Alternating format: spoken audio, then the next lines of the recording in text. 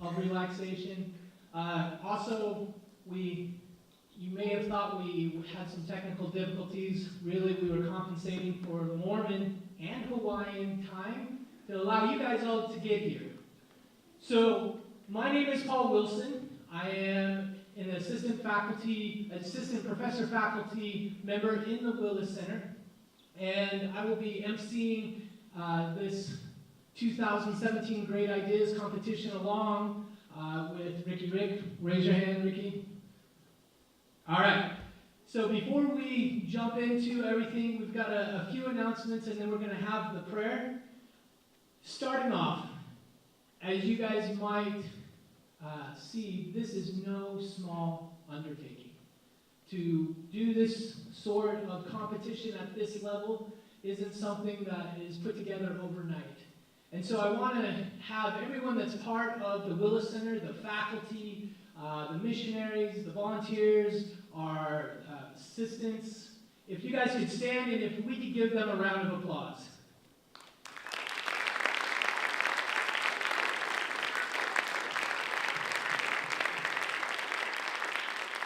Every one of these people that were standing has given countless hours to make sure the judging happens, to make sure this presentation goes according to plans. We spent hours last night running through everything, fixing, and trying to make sure that this came off like we didn't put any effort into it because it ran so smoothly.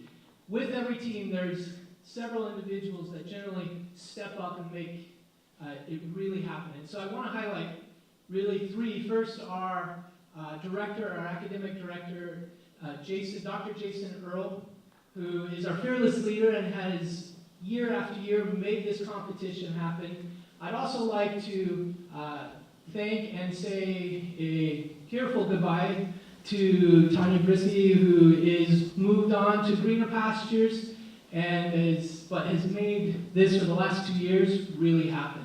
It's the people behind the scenes. And finally, probably one of our entrepreneurs in residence, volunteers, Josh Dalton has probably given so much to the technical side, to working with making sure this happens. And last night, something that Jason had said and that I fully agree with is the patience that Josh has can't be understated. So if we can give those three people a round of applause as well.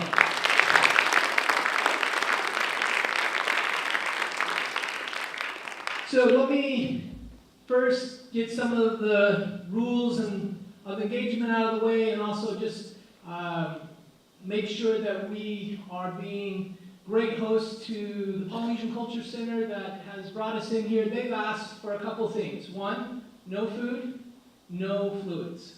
So if you have those, put them away. As you can see, this is an awesome opportunity. We want to make sure that that's something that we have moving forward. And I also want to give a special thank you to the PCC that they've let us do this for the last 3 years in their beautiful auditorium. Also, dealing with that, make sure that your cell phones are turned off or put on silent, that we can't hear it, that it doesn't vibrate. There's nothing that's going to throw these contestants off more than you having to take a phone call from your mom. So turn it off. And so dealing with how we're going to do this competition, I will be announcing the three of the competitors to come up and present. They will be sitting here, and then I will be announcing those that are on deck. So we have the competitors here. So as you are called, if you could move to the front row, that would be fantastic. Now, with every competition, we want to make this as fair as possible. So we have a very strict timekeeper, again, Ricky, and he's going to ensure that for the competitors, when your time's up, it's up. You got to sit down, even if you're in mid-sentence. Not sit down. Sorry, you're going to be taking questions. But you got to be quiet. And you have 2 minutes after a 3-minute presentation of Q&A. And so as the judges are asking, even if you're in answering the question or the judge is asking the question, we have to stop it. We're on a very tight schedule here. And so Ricky is our bouncer and enforcer to make sure that happens. So if we could follow those would be great. And then one last thing is that buckle up, get comfortable. This is a 3-hour presentation. We will have a break between our international and social categories where you can stretch your legs, have some of those fluids outside of the theater, and then we are working to promptly end 11:30-ish. So, as things run smoothly. With that, I'd like to have an opening prayer by Mo Altansuk. He is an information technology major from Mongolia. Thank you.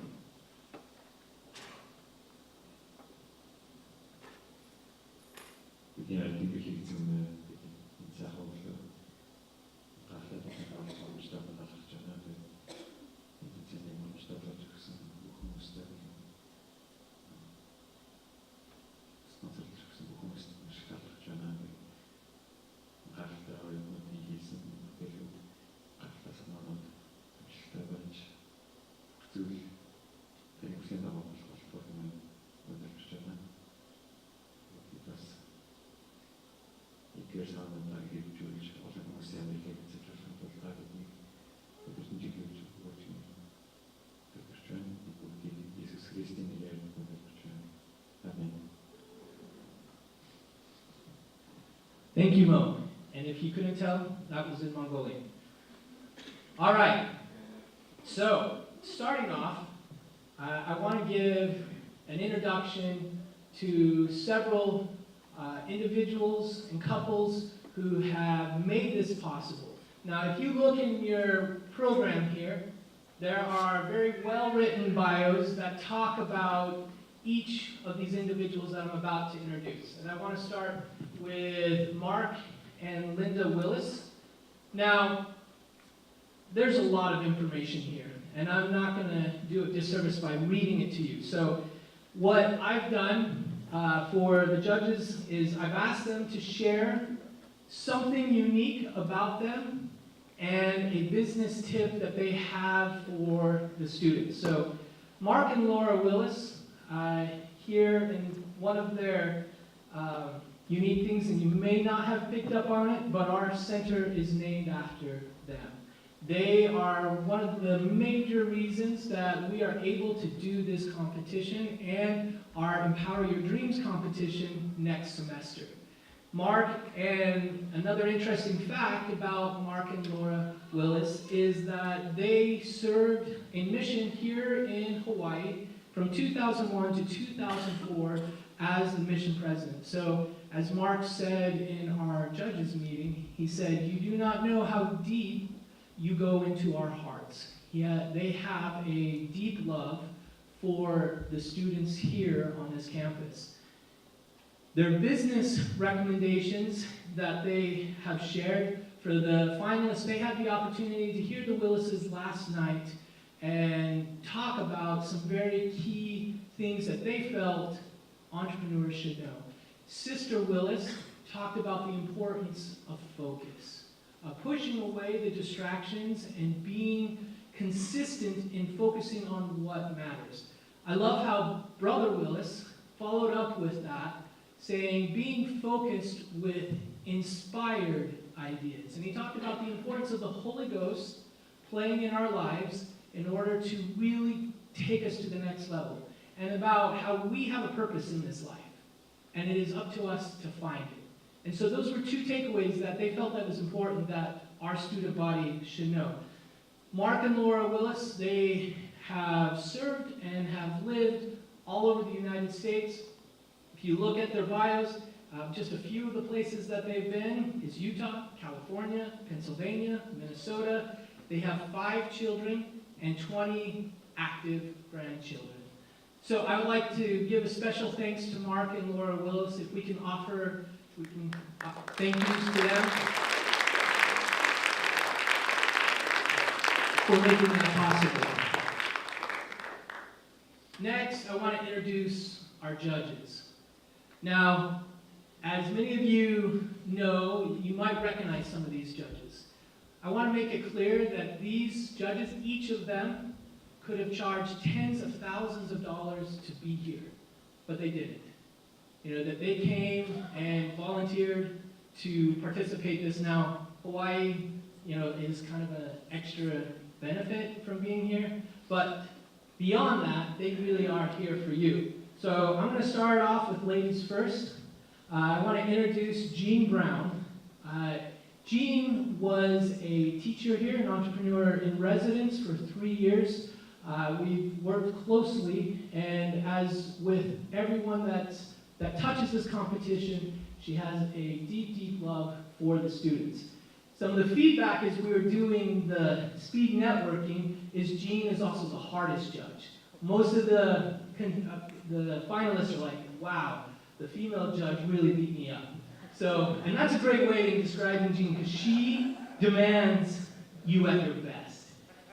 So when I asked Jean, I wanted to know something unique about her. She said that she just learned how to surf. So they've been here, I think, 4 years now, 4 or 5 years. So she's learned how to surf. And then the one business tip that she shares with all of you is get a job in the industry you are interested in. This way, someone else will pay you to learn how to start your own business.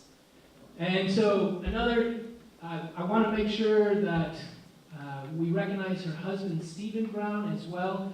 He also taught and was by her side. And if you get to know the Browns, some of the most lovely people on this planet. They have 13 children, 11 of them adopted, and are very invested in their children.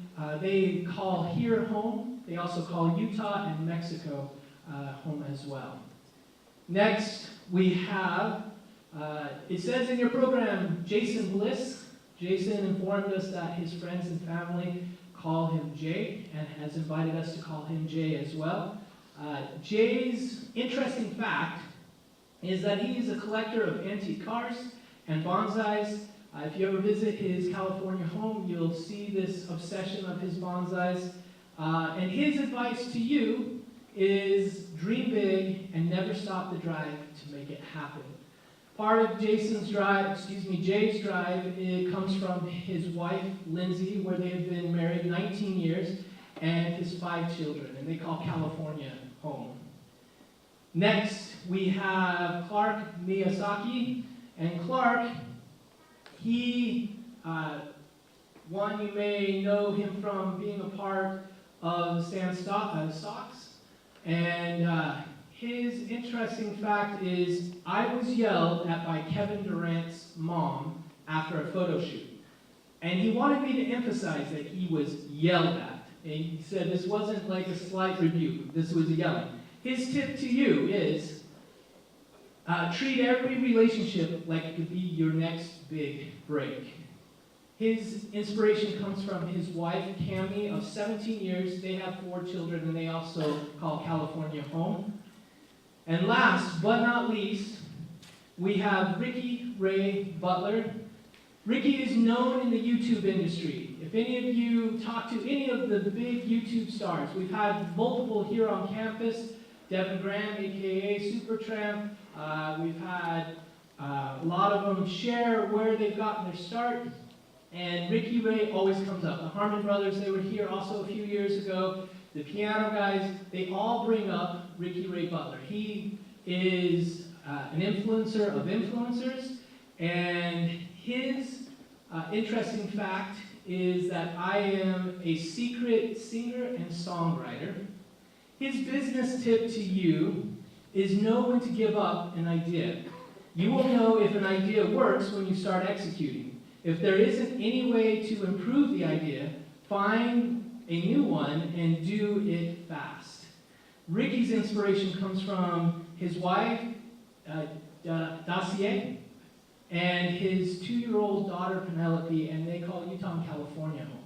If we could give these judges a round of applause, we appreciate your time here. You can stand, judges. We would appreciate it. Raise your hand. Again, many, many, many mahalos for you guys making the trek here and being a part of our students' dreams.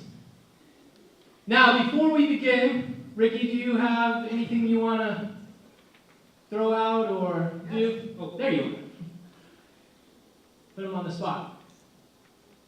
I hope you like going to the beach. Come on, Ricky. These guys want to win money. Yes, we have some beach towels. Ready?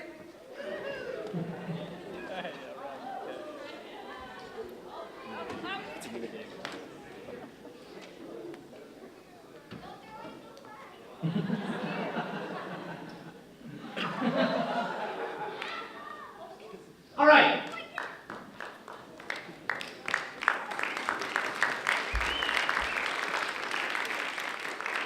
One more round of applause before you do. I want all the finalists to stand. This competition could not happen without you. We know that you guys have sacrificed sleep, time, going to the beach, surfing, in order to make your dream happen. We wish you the best. We thank you for being here at BYU Hawaii and letting us see what you've done. To those that participated in Great Ideas but didn't make it here, that doesn't mean anything. That means that you can go on and continue to do what you want to do. Just because you're not on this stage doesn't mean you don't have a great idea. The founder of FedEx got a C- on his idea when he proposed FedEx. And now, he states that his teacher obviously didn't have the dream or didn't have the vision. So I encourage you, we all encourage you. The Willis Center is here to serve you as mentors and help you bring the biggest dream possible to your lives. So starting out, we have presenting glider hand planes, Sunnyvale Rentals, and ISO in search of. So if you look in your program, so if we could have those three teams come sit right here, and then on deck, we have Senior Fitness Center, Lua Creations, and Van Life in Paradise. So if you look in your program, this right here, you'll see a write-up about these businesses. You'll also hear from them. So instead of me reading theirs, I talked to my Uncle Google and asked my Uncle Google to help me find some interesting tidbits about their industry. So with glider hand planes, their industry is the surfing industry.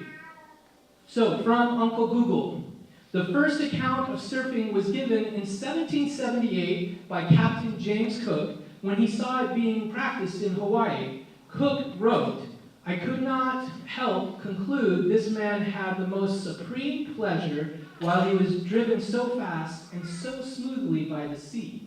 Second fact by Uncle Google, there has been a degree course in surf science and technology at Plymouth University in the United Kingdom since 1999. I think we should add that to the Willis Center curriculum.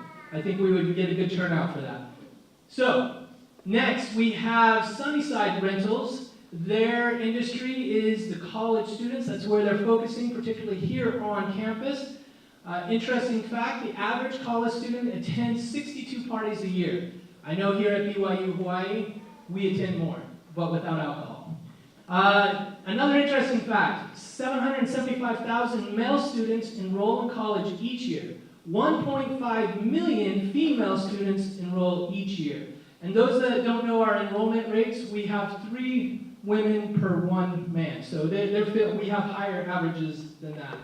And finally, in search of, their industry is photography. Interesting fact about that is every 2 minutes, we snap more pictures than the whole of humanity did in the 1800s. Another interesting fact, research shows that the left side of our faces look better on photography than the right side, and that individuals seem more attractive in group photos than in individual portraits. So, I'm going to be in more group photos, showing my left side. With that, we would like to introduce glider hand planes to begin their presentation.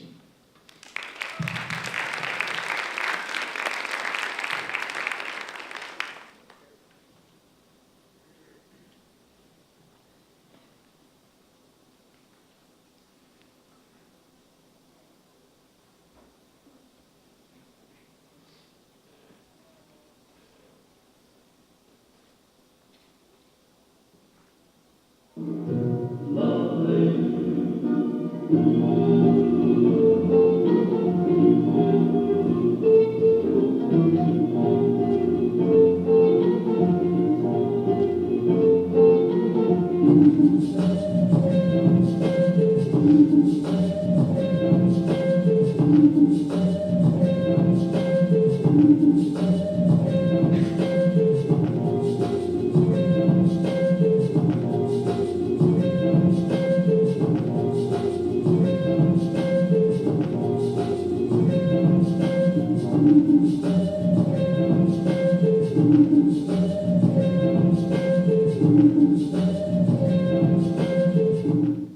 Jack Soren.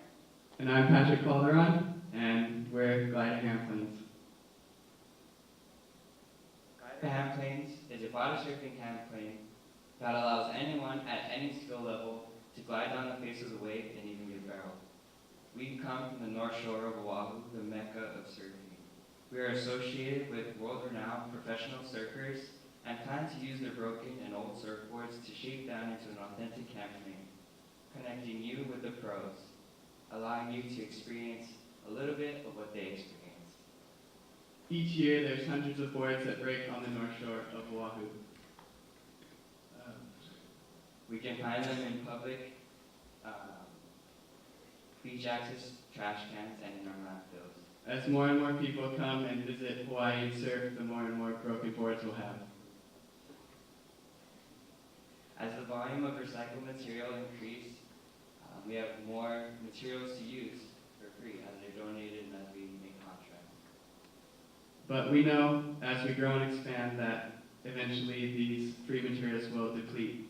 Our plan to mass produce these is using automated shaping machines and plastic moldings. With using those things, we can cut down the cost of labor and make it more affordable for everyone to have our boards.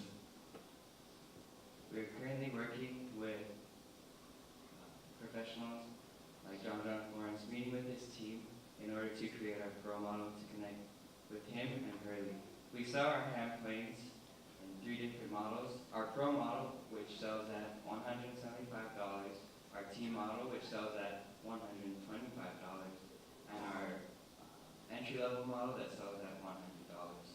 A typical hand plane costs about $17 to make, and that includes labor and material costs. Currently, we have sold 12 hand planes in the month of October, sold 1 last night with 3 on reserve for today, and 15 orders for Christmas.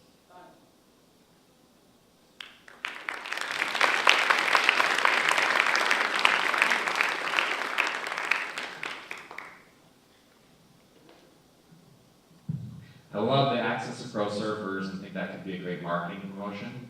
What does John's team say? You said you've been in contact with them. What do they say about you being able to use his boards and market him? So the team member that we did contact, we have contact with, we plan on making one, delivering it to the team member, and then testing it out and see what John thinks and go forward with the eco-friendly way to produce his surfboards. And they're usually, surfers are positively active in recycling and being for the companies. I know I asked this last night, but how do you differentiate between the others out there, since we saw this on Shark Tank and elsewhere? Well, we have access to pro surfers, broken surfboards, which other companies don't have, and just the fact that we're using broken surfboards to make hand planes like this and turning trash into, works of art. I think more of the fact is that we're from the North Shore. We understand. We grew up in the surf industry. We were raised in it, and we understand how people react to it. We know how it feels to ride away and get barreled. We want that for everyone.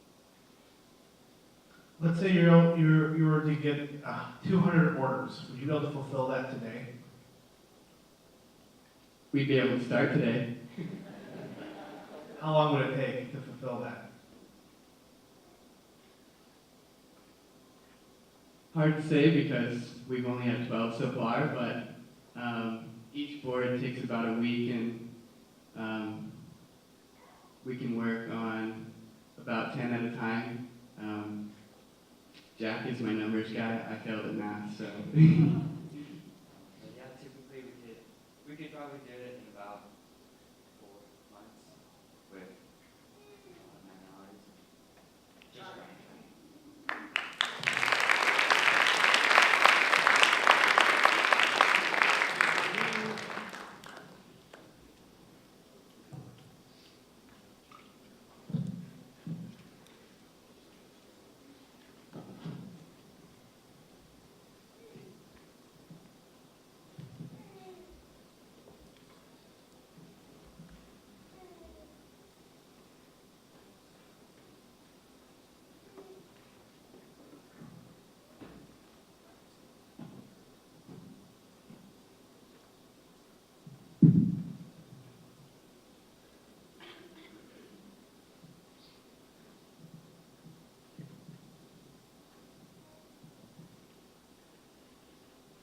Hello, ladies and gentlemen. My name is Hudson Hanson, and this is my business, Sunnyside Rentals. We rent appliances to students on campus at a semesterly rate.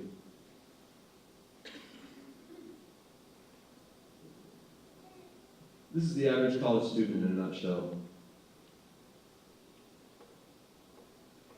They're tight on cash, and they're tight on time.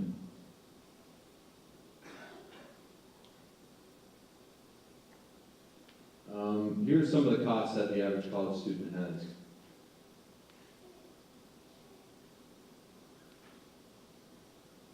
Sorry for the technical difficulties. And here are some of the time costs that a student has. As you can see, they go through a lot of hours in a week, and don't get much sleep, and who knows if there's time for recreation. After a long, stressful day, it's nice to relax in your dorm room. Or is it?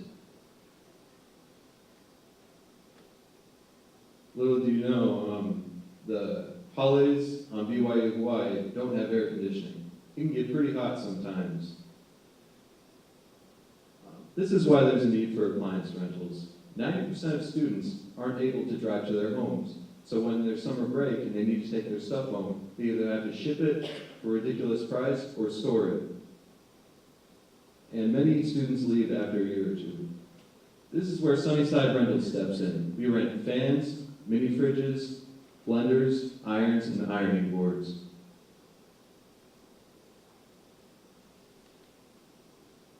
Our plan is this. We want to partner with BYU Hawaii and get a link to our website on their website so students can sign up for appliance rentals when they apply for housing. When we have our website up, we will get orders, and then we will buy the appliance needed for our orders.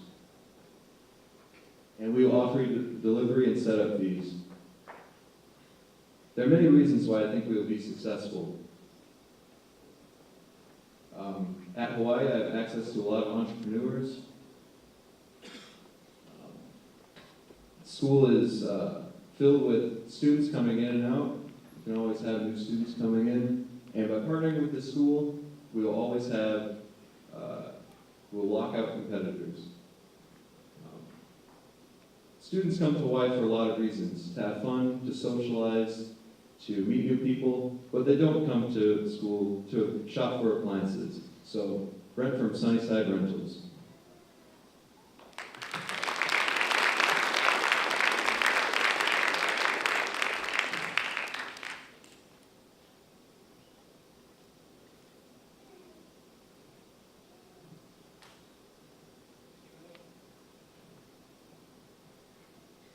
Do you think it'd be necessary for you to start this at another college? Or could you train somebody? I think that I could definitely train somebody. It's a simple enough task to be able to branch out and be able to have them manage it.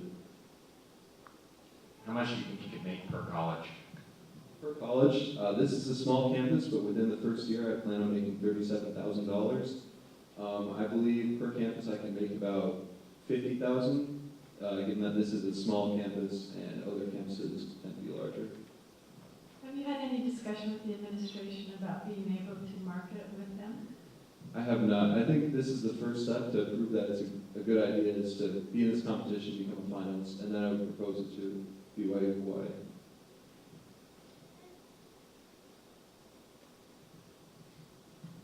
All right, thank you very much.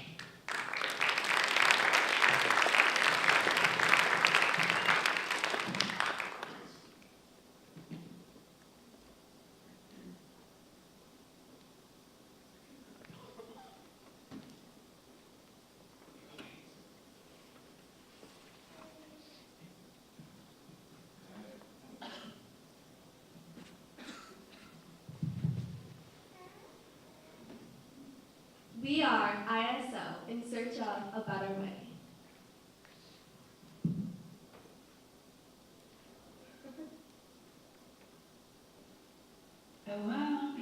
As a high school senior, it was really frustrating for me to try to find some photographers with my graduation pictures.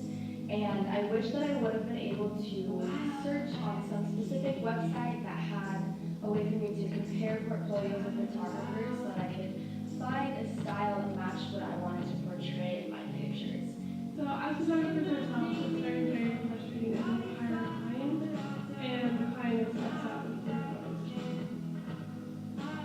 So we created ISO for when you are in search of a photographer that best suits your needs. It creates a platform for us photographers where clients can look up on the app and see your profile, and they can just see what they like and what they don't like, and so it's easy for them to get a similar taste.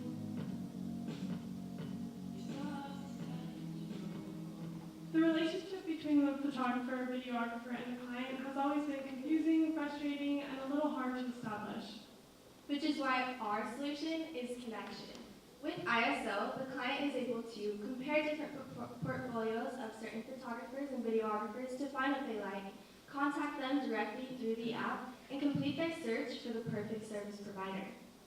ISO, from the perspective of the photographer and or videographer, simplifies posting a portfolio, taking photo or film, and making a profit, establishing a brand awareness for their service.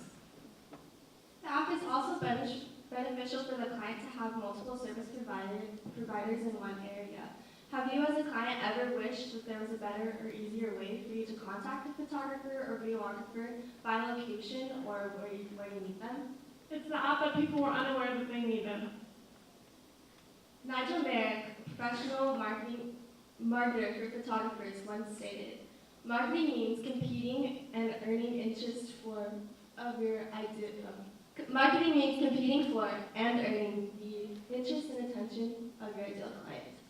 Only 147,000 contracting jobs are available for people that practice videography and photography.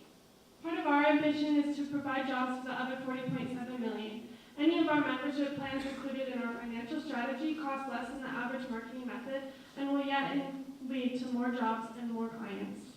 There is also a benefit for the client because the only fee that they're ever charged is a 2% service fee, only after their session has been completed. In addition, with our skilled management team, we are confident that ISO will be what you are in search of.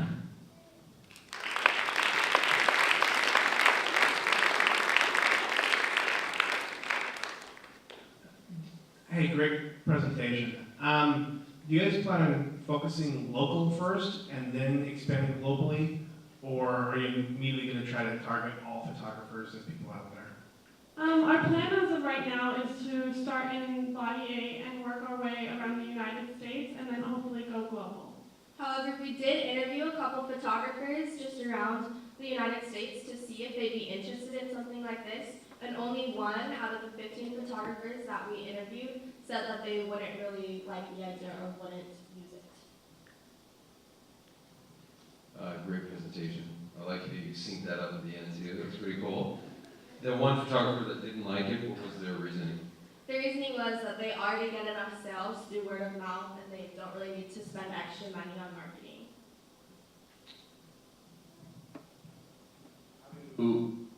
How do photographers find business now?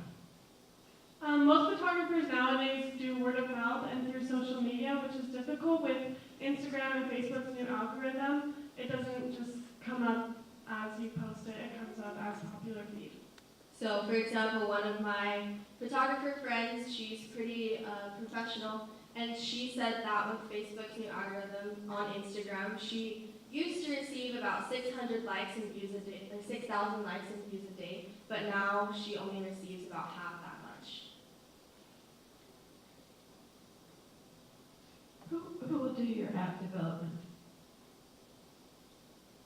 So we are kind of working on finding somebody that we could work with, but we have been talking to Paul Wilson, who has kind of helped us start with the wireframing of our app, but we do plan on researching to find somebody that would be best beneficial for us. Why an app and not just a website? Well, we plan on creating both, but an app is more mobile.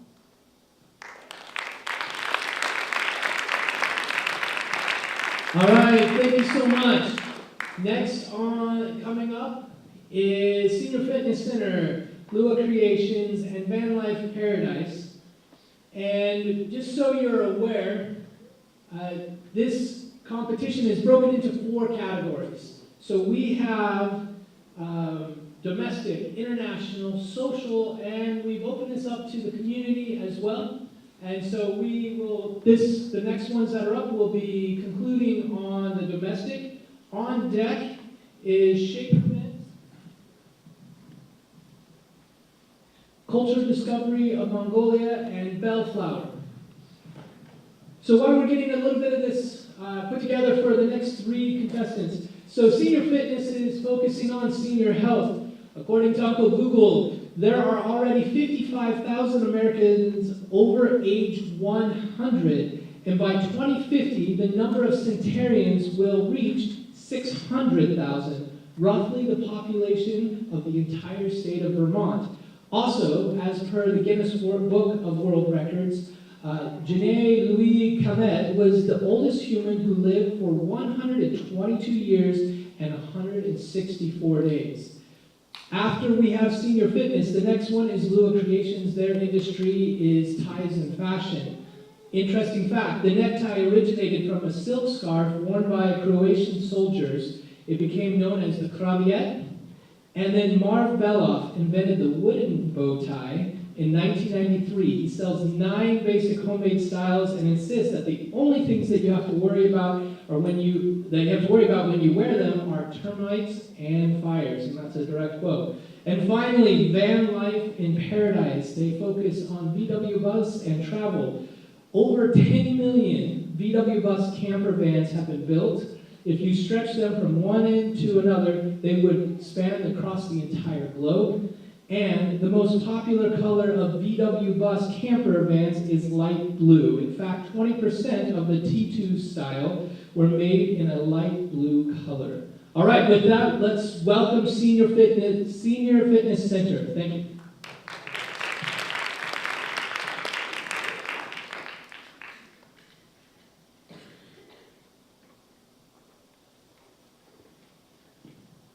Aloha. The man in the middle of this picture is my grandpa. I'm very close with him. However, for most of my life, my grandpa hasn't been able to do activities with me such as play outside or go hiking because of his health.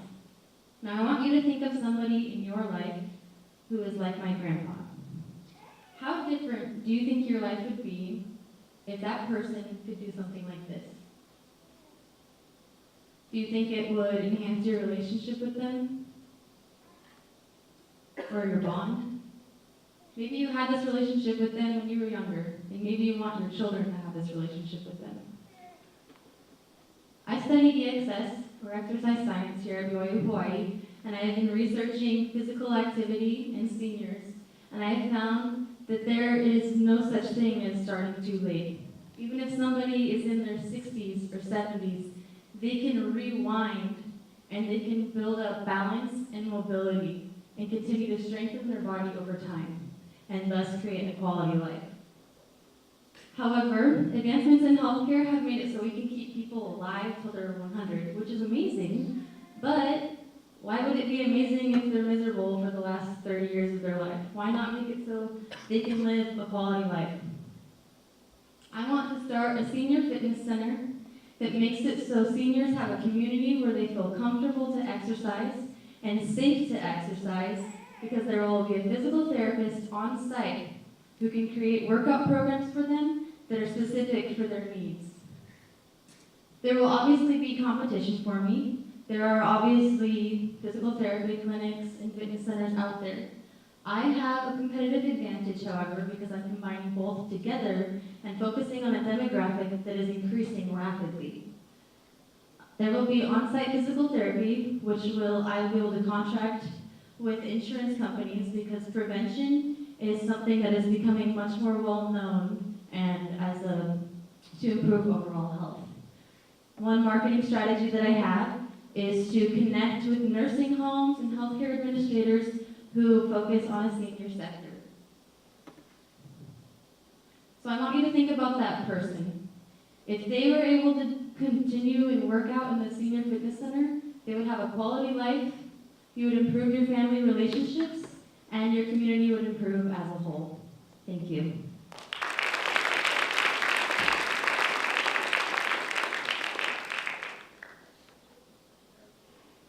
I'll jump right in. You know this is something I'm very familiar with.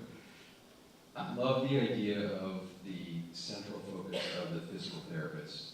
Do you think, and I've seen your assumptions in the business plan, do you think you could potentially pivot and have a rehab aide or someone else so you're not having to worry about the high costs that you and I discussed yesterday? Is that an option that's still, maintaining the mission you're trying to accomplish? I feel like it would be, since it would still be focusing on maintaining a quality life and overall enhancing it. And I feel like that would also build follow through, because the physical therapist would be assigning workouts in the gym for them to come to. Walk me through the economics of one of these, because I think that's one of the big hurdles to starting a gym is just the startup costs. So just walk me through what the startup cost would be and how many members you would need in order to get a payback, in less than 24 months. So obviously starting a gym is very expensive. They're very popular in the United States right now. For me, I think the biggest part of starting a profit would be connecting with nursing homes and other places that are already focusing on seniors, and focusing on other physical therapy clinics and their prior clients who wish that they could continue or at least work out in a place where they feel safe. And to answer your question, to build revenue within the first year, I will have it priced like a typical gym, but it'll be more of an incentive to come and attend the gym versus their other gym memberships, because they will feel safe at where they're working out, and they'll feel comfortable there as well.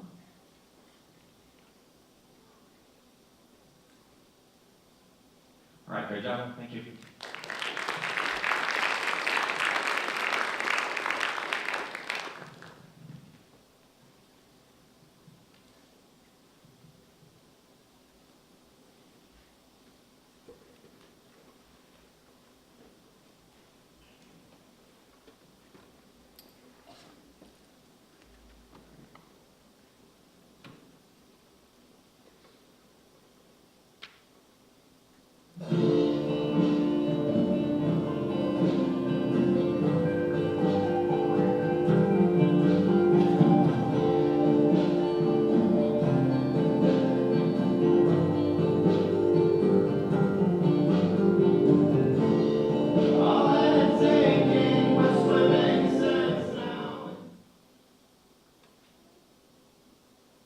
Good morning. My name is Jackson Measles, and my company is Lua Creations.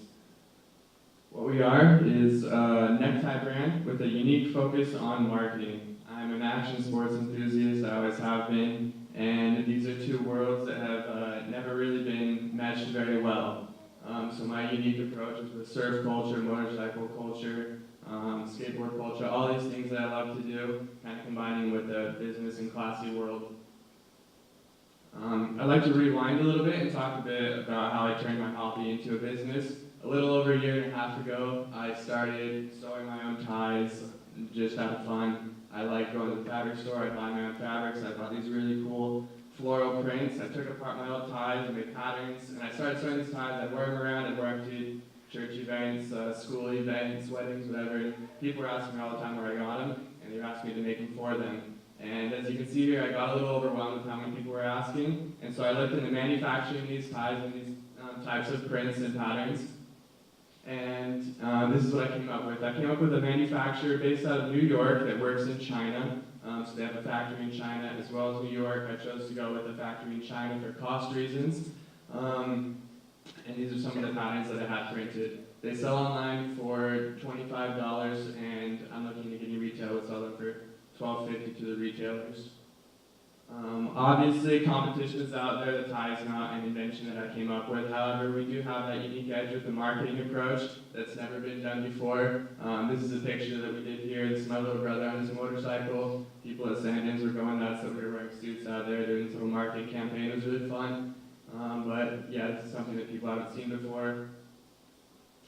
Here's a wedding that I did a while back. These are ties that I actually sewed for this person.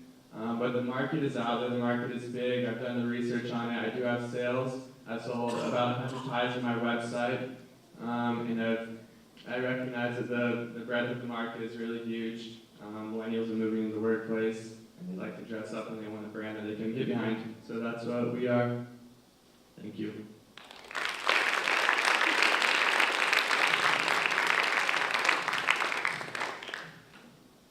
I didn't know you started sewing the ties yourself. Did you have a design background or just a hobby?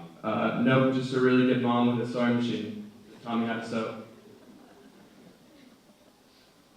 You mentioned that one thing that's unique about your ties is that you're branded around surfing culture and motorcycle culture. Aren't those two very separate cultures? Yeah, I mean, I said that, but what I mean more is action sports culture in general. So the marketing campaigns that you've seen, and I have many more in the works, is just action sports and kind of bringing that world with the business world. You know, the weekend warrior, the guy that gets out and does things on the weekend, but like me, he needs to dress up for whatever reason, and he wants a brand that he can get behind, you know? I don't surf. I'm into bonsai. Could I dig one of those ties and I'm trimming bonsais? Absolutely, for children.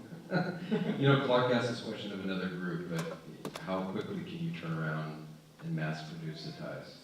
My manufacturer can get them in about 6 weeks to me, but I would obviously keep a small stock. And I recognize that the market is a changing market, the fashion industry, and 6 weeks I feel like is a pretty good time. They also have small MOQs that I can get, so I don't have to have a huge stock of the same ties and worry about things going out of style and being stuck with all the stock.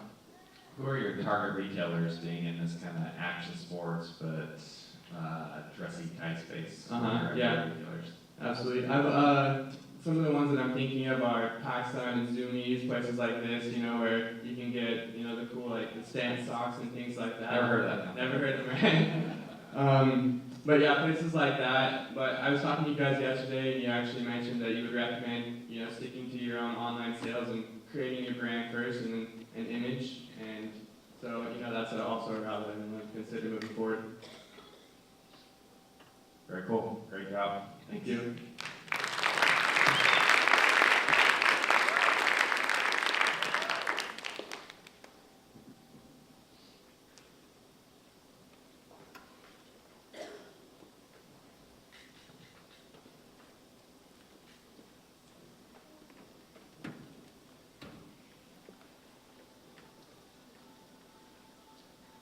Aloha. Hello, I'm Bryce Coleman. I am CEO and founder of Van Life in Paradise, the new way to travel and save. First, I want to ask everyone a question. Why don't you travel? What makes it so hard? Why haven't you seen the world? What's holding you back? Usually when I ask people these questions, they answer with, it's too expensive, it's too hard to plan, too much stress. That's what I thought too. Let me tell you my story. I'm a budget traveler. I've been all around the world, been to Europe, South America, North America, Asia, and I've always been trying to find the best way to travel on a budget. This is how I found my favorite way of travel. This summer, I bought this car for $1,000 on Craigslist. Then, I took an epic road trip all around North America. The first half of the trip, I stayed in Airbnbs and couchsurfed. It was wonderful, but it was really stressful planning the days ahead and finding places to sleep. Then on the second half of the trip, we just decided to sleep in our car. It was way more fun, way more spontaneous. We could go anywhere we want, anytime we want, sleep anywhere we wanted. Let me show you what a van life vacation looked like in Hawaii.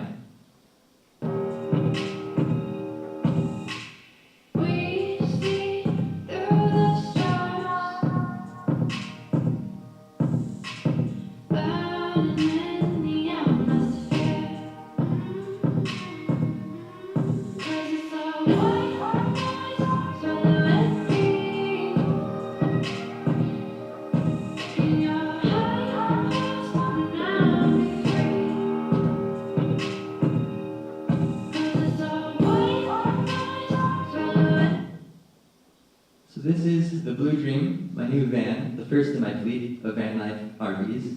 I'm in the process of converting this van right now. When it is finished, it will have a fully functional kitchen, including a fridge, a sink, and a pop-out shower. It has everything you need for your vacation. I've included all my adventure equipment. my 2 surfboards, my snorkel gear, my inflatable kayak, also my camping equipment, so you can sleep up to 8 people with it. Has a tent, 2 hammocks, an inflatable mattress. There's a bed on the top and a bed inside as well. It's the perfect travel budget vehicle. For just $100 a day, you can have a place to sleep, your camping equipment, all your adventure equipment, and a car. By far the cheapest way to see Hawaii. Come adventures with me, van life.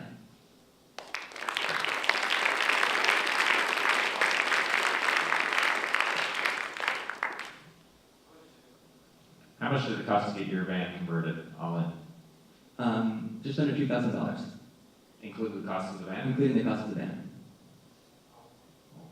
I fix cars for fun. It's my hobby. So I bought a broken van, fixed it, and then renovated it. So $100 a day, you're getting to pay back in 20 days, basically, Probably 2 or 3 rentals. right? Not bad.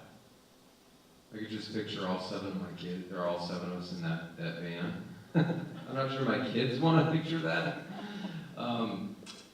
You know I love old cars. Mm-hmm. So if this was the van, you got me all day long, right? I geek out over that.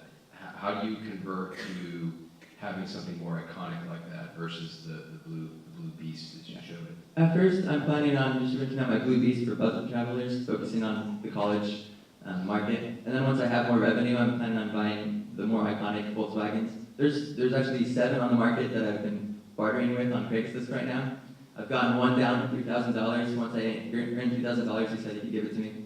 And it's already partially converted, so that'll be my second one in the van lineup. What if these vans break down? Not just the mechanics of the van, but inside of the van, like the little kitchen that you have, the refrigerator. Do you have a plan to be able to fix that if that goes south when somebody's renting it? Yeah, I have to. As long as once I get 2 or 3 vans up, I can just switch out the vans if I have an extra one on hand. And then I'm good with the mechanics. I can fix it or buy a new one. It shouldn't be a very long wait time in between. Are there insurances that can help take care of your little, I guess, bedroom, hotel, kitchen inside the van? And is it legal to drive that around with people inside? Yes.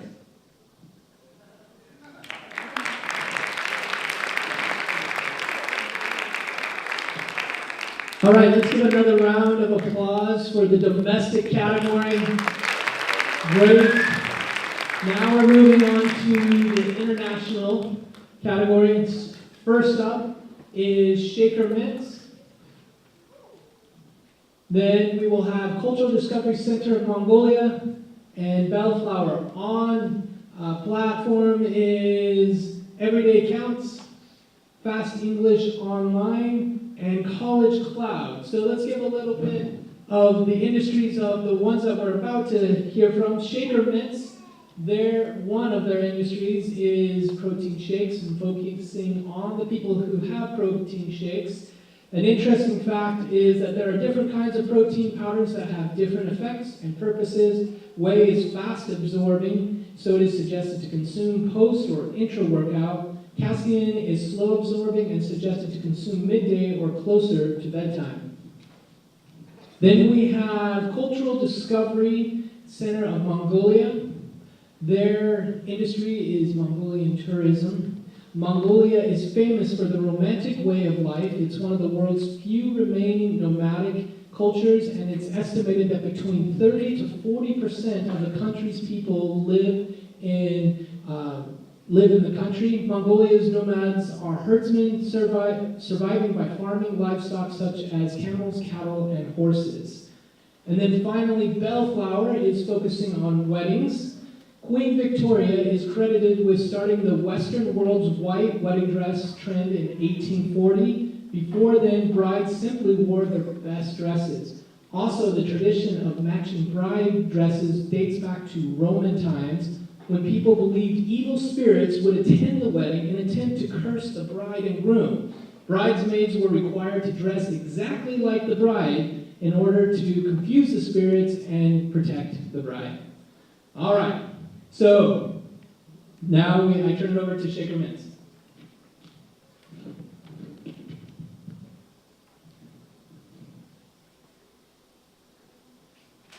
All right, aloha everyone and kia ora. My name is Juliet Liufau. I'm from Aotearoa, New Zealand, and I'm the creator of Shaky Mints. So the inspiration for my idea actually came from a problem my husband was having with the smell of protein shakers. So as many of you know, if you leave your protein shaker overnight in your gym bag, it begins to smell nauseating. In fact, it's so bad that there's been many times where I've given up, thrown it out, and gone to buy a new one. And I thought there must be a way to prevent this from happening. And so this is when I came up with the idea for Shaker Mints. So Shaker Mints is a non-toxic natural product that cleans your shaker bottle. It dissolves in water and can easily be carried around in your gym bag. And instead of having to go home and clean out your shaker bottle, the aim of Shaker Mints is to create a convenient product that can give you the time to do the things you enjoy. The best part of my product is that it is made of all natural ingredients, meaning customers can feel reassured that the product is not harmful for them or for the environment. So is there a market? Well, there are over 15,000 searches for protein shakers every single month, and so on average that's about 500 a day. And with the increase in protein shakers, the increase for Shaker Mints. Not only that, sports nutrition is a $9 billion industry, and about 64% of that is specifically for protein powder. And even more importantly, with the estimated growth in sports nutrition in the next 5 years, there's highly likely to be a high demand for my product in the future. So now I'm going to share with you a quick video that shows not only how awesome my product is, but how it's used in the day-to-day setting.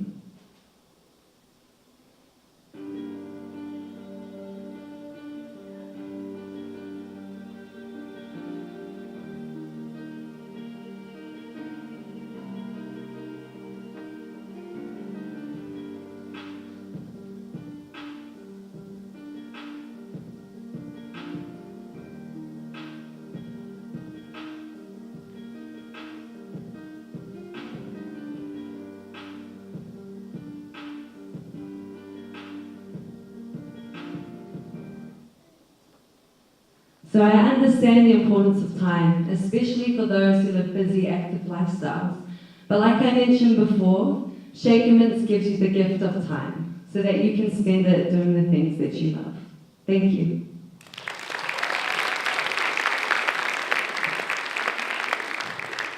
So I think the product's awesome. My question is, that we talked about before is like, are people going to mistake it as mints? Does it look like gum or mints? But one thing I also was wondering, is this something that can only be used in a protein shake, or can this be used in a gym bag?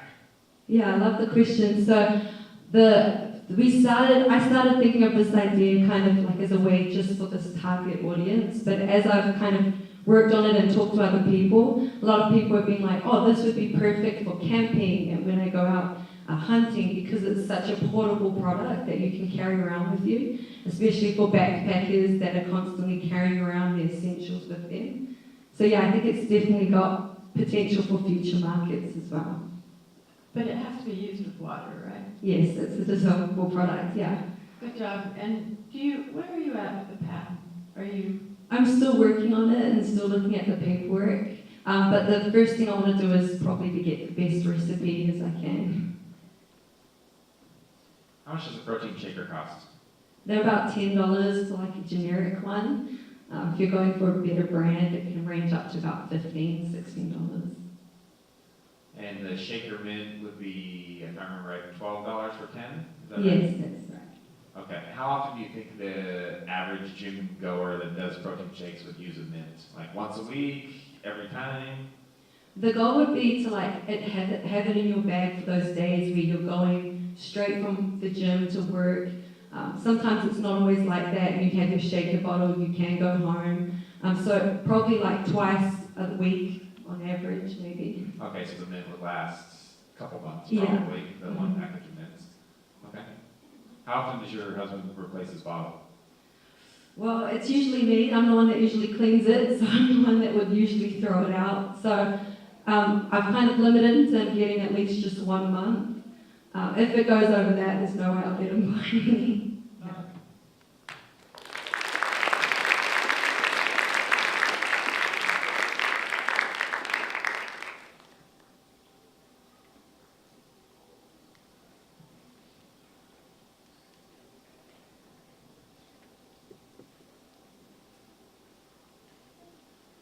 Sebetsano, which means aloha in Mongolian. My name is Nasambol Sufakar. I'm from Mongolia. My major is hospitality and tourism management. Mongolia is one of the most beautiful countries in the world. It is so diverse and historic. So, until age of 18, I lived in the countryside of Mongolia. I lived in yurt and rode horse and being trained so much in nomadic way. I love my culture and I am proud of this unique culture.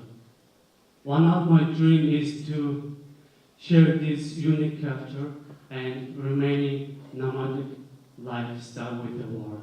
Today I present to you the Cultural Discovery Center of Mongolia.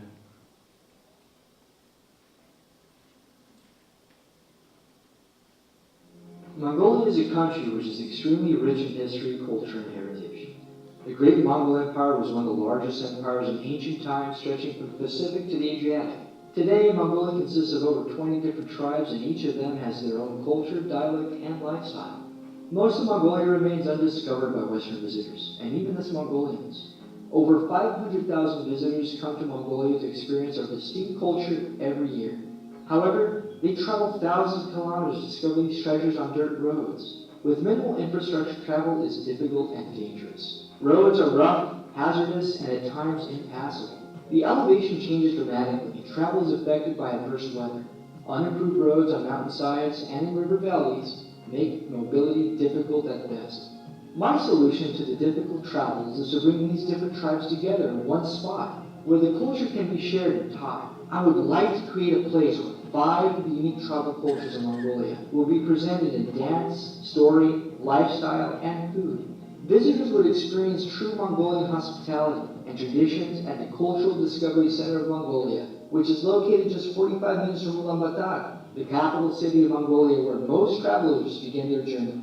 I introduce you to culture unique to the world, where eagles soar, reindeer live, and the singing is like nothing you have ever heard.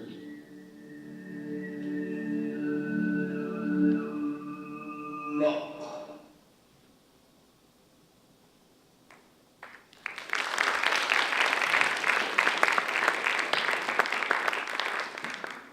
Thank you. Nice job. How do you raise the funds for the center? We did some research how government use their budget for tourism industry. So we found some information. They approximately budget $10 million for just on tourism management, just give them away to the each provinces to spend on tourism. So we can raise our fund based on the government. So also some money come from the investors. So we have some investors. Yeah, I see you have advisory board. Are they going to participate in it monetarily? Can you say that? That's great that there's funds out there that is existing that you could potentially use for this. Is it an application process? How do you get access to those funds? I saw a statement from the tourism ministry, and the main guy, he stated that if there is a good project that they can support, they are willing to help them to build it, to develop their Mongolia's tourism industry. Awesome. They're willing. Do you think people would move from their tribes to the capital in order to participate in the center, and knowing the different cultures that are in Mongolia? Yeah.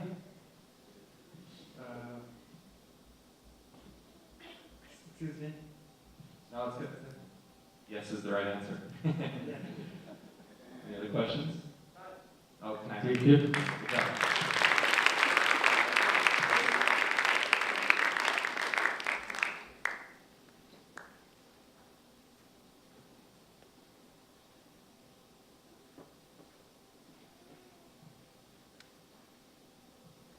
Aloha, I'm Sharon from Malaysia. I would like to start off with a few questions. How many of you here who are married or getting married? How many of you here who knows around you that are married or getting married? I believe that's almost 100% of you.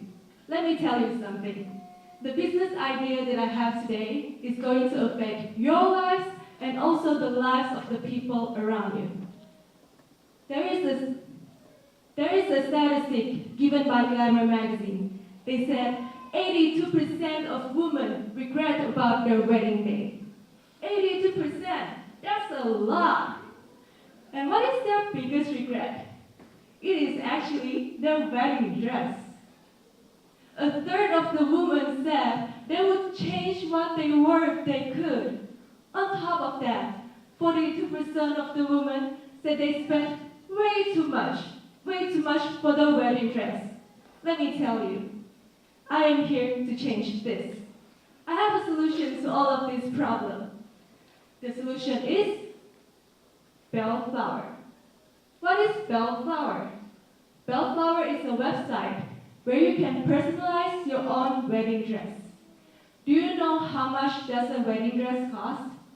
It is actually an average of $1,500. But hold on, that is just an off-the-rack dress. How much does a customized wedding dress cost? They average from around $4,000 to $6,000. That's expensive. But still, a lot of women want to customize their wedding dress. Everybody wants custom, but nobody wants to pay for it. I have answered that tough question on how you can customize your wedding dress without burning a hole in your pocket. With Bellflower, we can help you customize your wedding dress that you can afford with less than the price that you can get from the market outside. But still, our company can gain profit from it. So are you excited to learn more how you can get into our website? When you get into our website, you can start off by putting in your body measurement. And there is an avatar that follows your body measurement. You can start with putting your photo so that your avatar will look exactly like you. While you are putting on your design and then your avatar will start wearing your dress even before you putting it on. And one more interesting thing about this website is, upon checkout, you can see the estimation cost of your dress. After you submit your design to our designer, they will make a mock-up dress for you to try on. Upon your approval, your design will be sent to our manufacturer. They will make your dress and send it straight to your doorstep.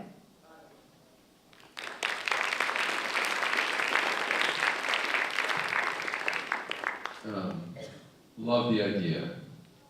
I'm a man, so I'm not as familiar with dresses, although my wife and oldest daughter have had me watch Yes to the Dress many times.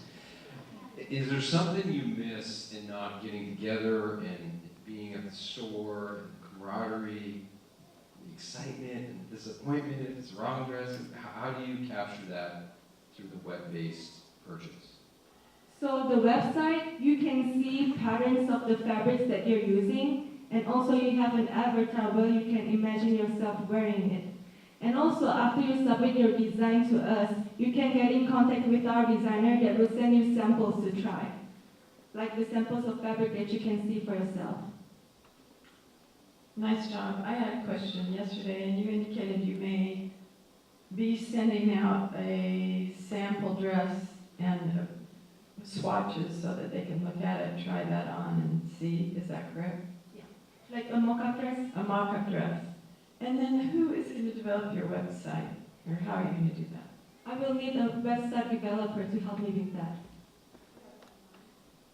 I have friends that can do it, but I also know of people that are more professional that can help me with that, yeah. Have you got a quote for the website? A quote? Like, how much do you think it would cost to build a website? My budget is around $20,000. What's your marketing strategy? You have to say it quickly. I have Facebook, Instagram, Google Ads, and also people that are famous, like celebrities or YouTube stars, that can promote it for me. Great. Good job. Thank you.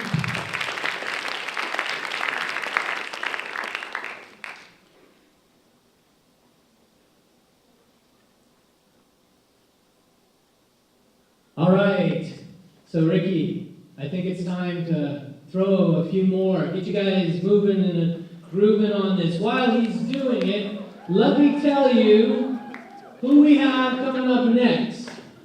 So, next in our international category is Everyday Counts. An interesting fact about Everyday Counts, they are focusing on the building businesses in Guatemala, and they will share just kind of the concerns that are there, but one of the concerns that they will share is Guatemala is the poorest Central American nation with the highest crime. After Everyday Counts, we will have Fast English Online, and an interesting fact about their market, which is learning English online, is nearly 24 million people study English in Mexico. And then finally, we have Cloud College, which is, their market is Mongolian online education. Interesting fact about Mongolia is that they invented the first postal system, which is critical to Cloud College's business model. Mongolians historically were wanderers, so efficient communication between their leaders and officers were both vital and extremely difficult. So on deck, we're going to be having for the social will be Bernstein Clothing, Hamara, and Symbiotic Solutions. All right, Everyday Counts.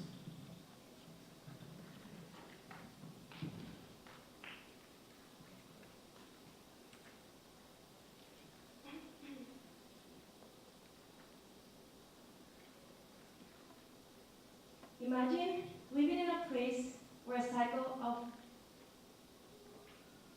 sexual abuse, lack of education, and poverty takes place. This is not a storybook, this is a reality, in a dump site located in Guatemala City. Sometimes we don't eat, sometimes we do. One day we don't eat, one day we do. That's how it is. Then, a lucky break. One finds a couple of discarded tamales. They may not be safe to eat. They could make the kids sick. For now, the hunger pains subside. But what about tomorrow?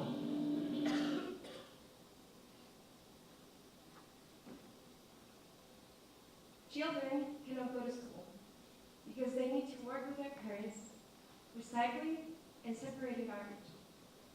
They get paid $3 a day for working for 10 hours every day. We cannot help children without helping their parents. How are we going to do it? We're going to invest in a workshop. We're going to teach parents how to work with glass and wood. We're going to use their skills that they already have in recycling and convert those materials into finished products. In the near future, we're going to help them so they can learn bakery, electricity, and learn a new occupation so they can be part of society. We know that through education, we can overcome sexual abuse, delinquency, and poverty. Thank you very much.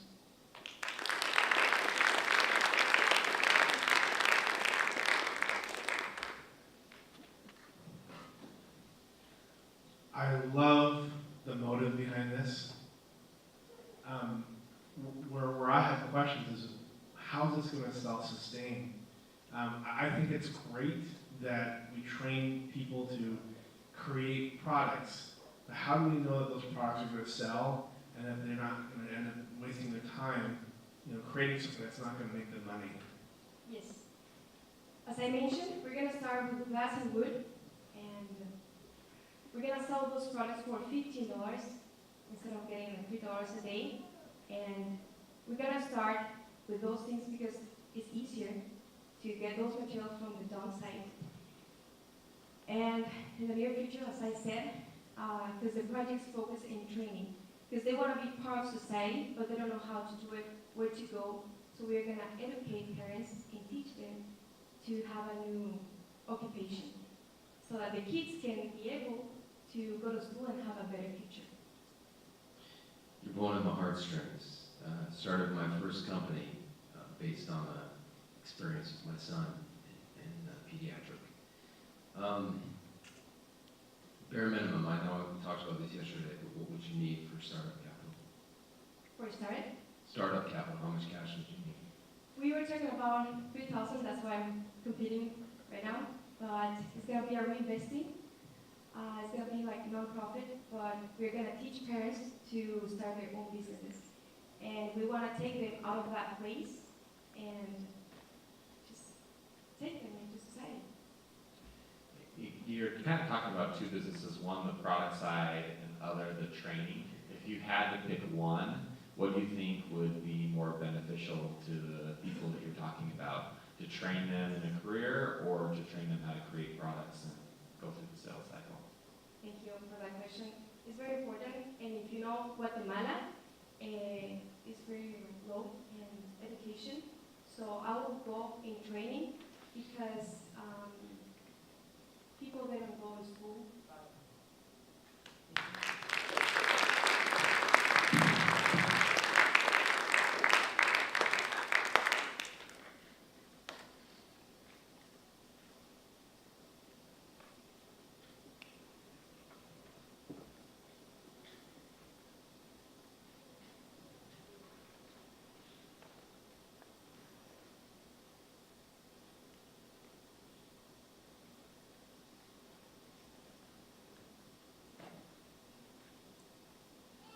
I come from a city of 9 million people in a country of 127.5 million inhabitants. When I was 18, I became interested in learning English, so I learned it. Then I was called to serve in Colorado, and my life changed completely. I studied in depth the English language as I taught and shared the gospel. I also translated many times from English to Spanish. Then, through Nexus, I was able to travel to the islands of the South Pacific to teach how to build hydroponic systems.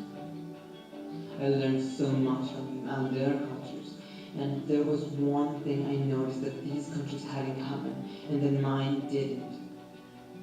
They spoke English. Then I sat and pondered it one more time. See, where I'm from, everyone wants to learn it, but only those with money can afford to pay for English classes, which is the minority of the population, and those who pay get poor results by the end of their typical 2-year courses. So there must be a way to learn it right, to learn it faster. There is a way. There must be a way to reach out to them. There is a way. Para que este sistema de enseñanza funcione, necesito que tengas muchísimo entusiasmo, una mentalidad positiva, puesto que esto va a ser el mundo que te va a llevar a través de este posado.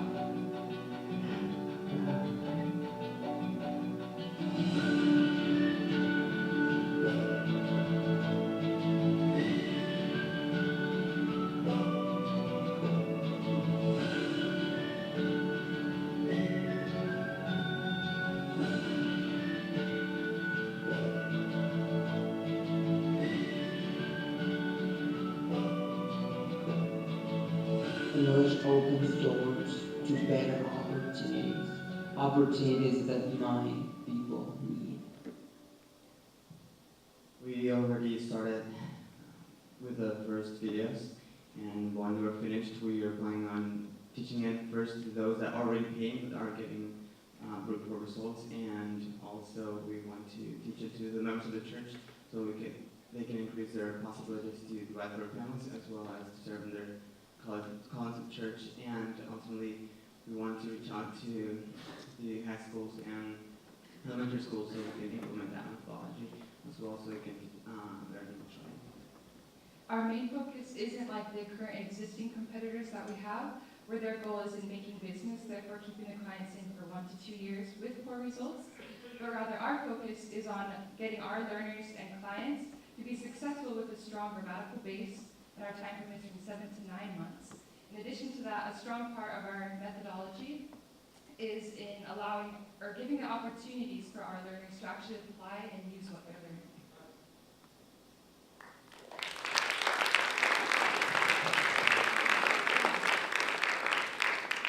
I think the methodology is so important here. How do you prove that your methodology is superior to other methodologies that are out there? And what are some of the key differences? Well, that's something that is, since it's a methodology, it's like a whole process to explain. And just as when people you're in a mission, when people ask something out, why the more true, then you're like, okay, let's sit down and let me tell you a little bit more about it. So, can't explain it in 2 minutes, but the way I applied it, it worked for me. The first 16 years of my life, I only spoke Spanish. And then through knowing and learning the structures of the sentences and the grammar base, is how I learned it, and I know that it worked for me. I also presented this methodology to Professor Neil Anderson. He is a TESOL professor, and he is a former president for TESOL International. And when he presented to him, he loved it, he enjoyed it, and it will work out. Hi, good job. Has anybody doing it now? Are you teaching it to anyone, and is it working?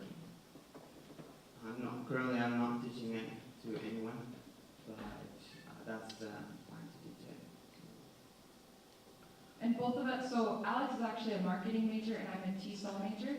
So as we work together with both the information that we have, we know it will work. And we have all the information, it's just putting it automatically online. But we know, like from my background, that it is something that does work.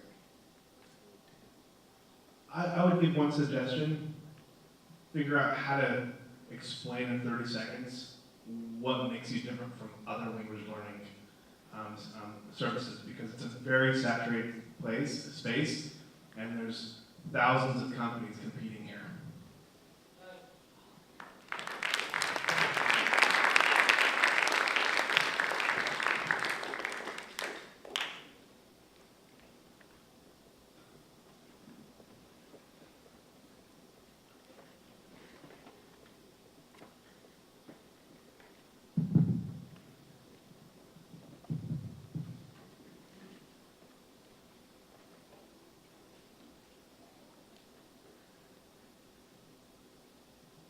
Brothers and sisters, aloha! I'm Saku, I'm majoring in accounting. My name is Mo, and I'm an IT major student. Before going to the college, none of us spoke English, but we are very fortunate enough to get education here. But there are hundreds and thousands of Mongolians who don't know English. For them, we are creating this website that offers online education in their own Mongolian language. Are you familiar with these websites? So they provide online education to people, and they have very successful business model that exists in America. That means it can be successful in Mongolia too. But does any of them teach online class in Mongolian? Exactly, so that's our problem, but we have a solution. There's no one in Mongolia doing this website or doing any service of its kind. So it'll be open market, and we're going to be the first ones to do it. And our students, they're so talented, and our future generations, but they're falling behind classes and they're lacking knowledge and education because they don't have enough resources to go to school and to go into the higher education school. On the other hand, we have the professionals and talented individuals who have the potential, but they're unemployed, they don't see the opportunity there. And we're giving them the opportunity to build a knowledge base, and in turn, they'll get paid based on how many students watch their videos. So we are connecting these dots, both students and teachers, so that both students will learn and teachers will get paid. And this is what's so special about our website. Once our students pay our monthly subscription of $20 a month, they'll have access to the entire knowledge base. They can watch any course on the website. Thousands of students can watch a single video simultaneously, so we'll save time and space. How about those who are in the country who don't have internet access? Well, we're offering our courses on DVDs so they can purchase and watch them on their TV set with a DVD player.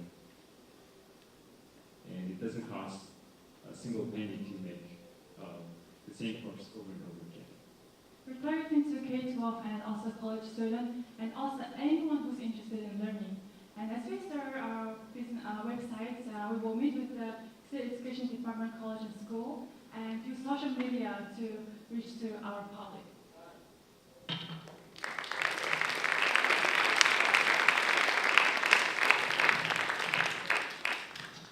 All right, a quick question. I'm not as familiar with, obviously, the statistics in Mongolia, but what of the current population have access to the internet? We have 1.5 million people, pretty much the half of the population living in the capital city, and they have the access to the internet. So 90%, 100% of that, or what was the total? What's that? Of the total population, how many have access to the internet? I'll say about 50. And do you think of the 50% and the percent of the 50% that would actually use this product, would they be comfortable with the price that you currently established? Is that a price range that's...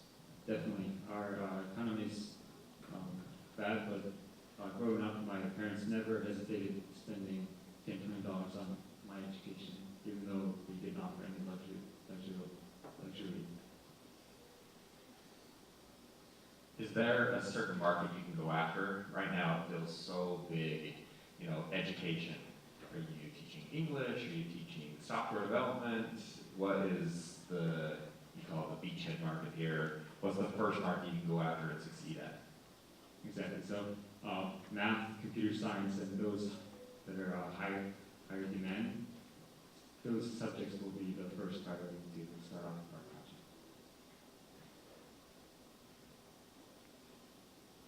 Great job. Thank you so much.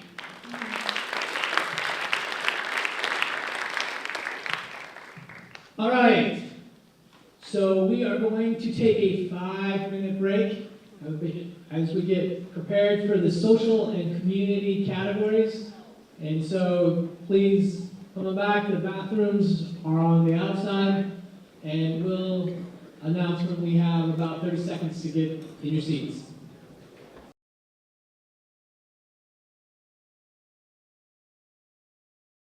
Tahiti. All right, Bernstein Clothing, you have the floor.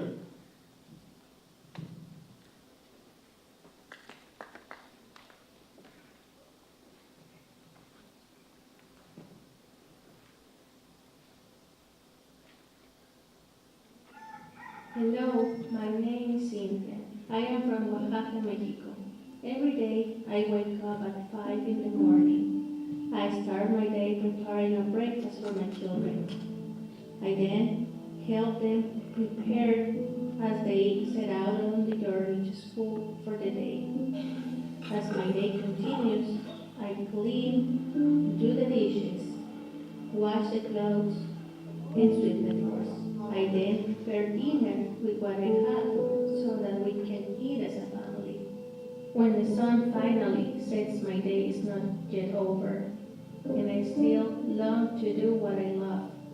As the world around me progresses and my culture slowly fades, things get harder. Life isn't as it used to be.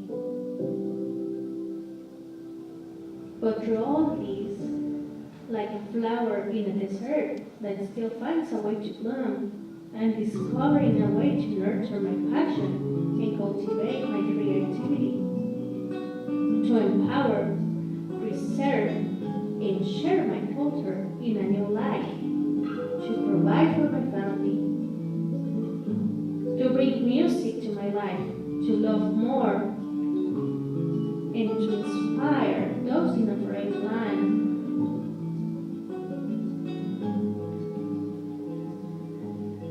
If my blood gives me passion, then my crafts will give me living. This is my gift to you.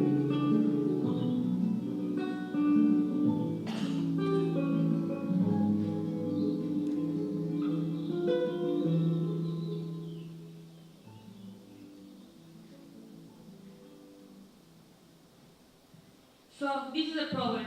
Most women artists in Mexico has no education and they're struggling to find a better job. They do embroidery, but the market is weak. We are in here to help them. The cycle of poverty, within the family they have poverty.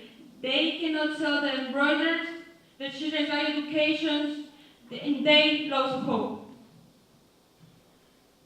We will sell the embroideries in a bigger market. The cost for our dresses will be around $100.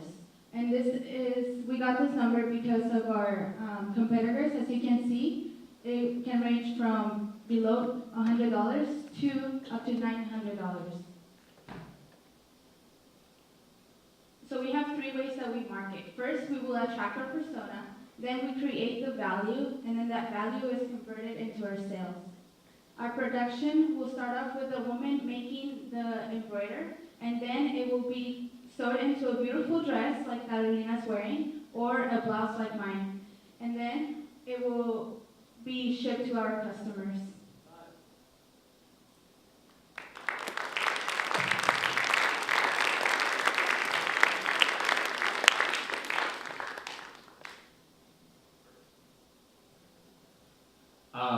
Who do you think your customer is? Like, paint me a picture of your ideal customer.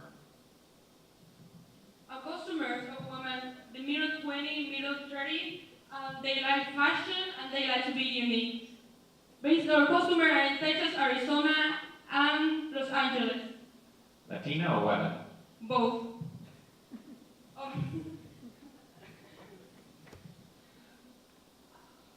How are you going to keep up with the fashion trends? Because that's something that needs to be considered here, being that textile trends and fashion trends change annually. So, I design clothes, and everything what I do is just natural. But I will consider it to go more into fashion classes to keep updating our clothes. And attracting customers, I know you talked about the persona and Google ads, which can be expensive. Have you looked into that? If you can efficiently acquire a customer? Yeah, so we will use social media. We'll use Twitter, Facebook, or PCP. It will cost 0.3 cents per click. Oh, good, you found it. So yes. 3 cents or 30 cents? Or a third 3 of a penny? 40 cents. 340 cents. 34 cents. 34 cents. 34 cents yeah. for a click on. What was the keyword for that? Mexican embroidered dresses. Okay, great, good job. Awesome, thank you so much. Thank you.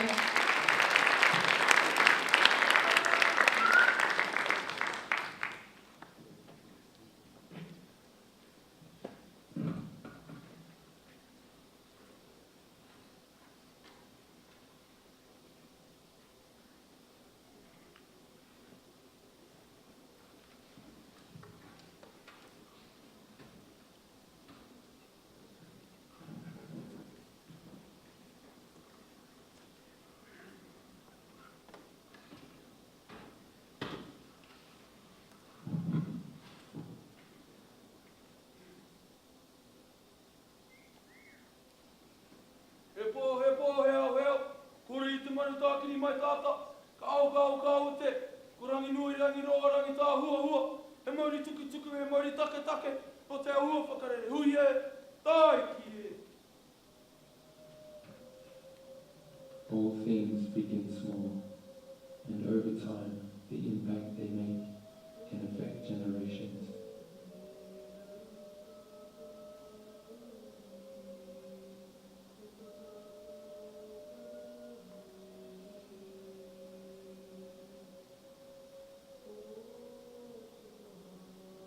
Hamiora Manakahia is my great-great-grandfather. He was born in the early 1800s, during the time where colonial powers began to take residence in Aotearoa, New Zealand. This settlement resulted in the loss of two important elements of the Māori culture, the land and the forests. Hamiora had a vision to empower the Māori people by restoring their rights to govern their own land. I was named after my great-great-grandfather, Hamiora. This has given me purpose and motivation to continue his legacy. Together, we can make a difference. What was once impossible for my second great-grandfather in the 1800s is possible today through my company, Hamiora. Inspired by his dream, I've created a ring made from invasive and recycled materials. Our first product is the Hamiora ring, made from materials available at the BCC. Handcrafted by a true Māori, each ring costs 7 cents and is sold for $15. Every ring sold plants a tree. I have formed a team to streamline production and partnered with my Māori tribe and a local nursery in New Zealand to start planting trees. Year one will penetrate 5% of 126,000 millennials in New Zealand who currently and actively support environmental causes. This market seeks a connection with the land and the Māori culture that this ring provides. They want to make a difference but don't know how. By purchasing and wearing this, they contribute to global reforestation starting in New Zealand. So moving forward, we'll develop our own manufacturing facilities, continue to plant wood farms, expand our product line, and explain and educate people on what we're about. All great things begin small, and so does Hamiora begin with these humble rings. Thank you.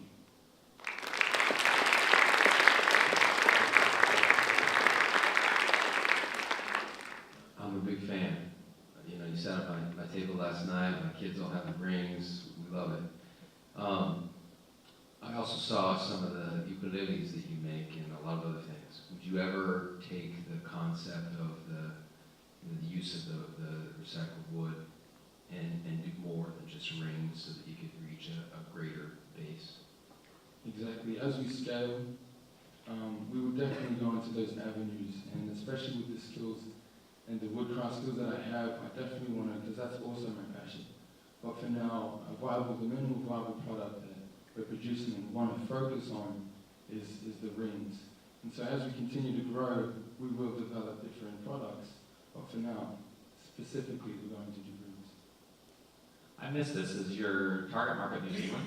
Exactly. And that's where you're going to sell the product? Exactly. It is New Zealand. Okay, I missed that. And why not the U.S. versus New Zealand?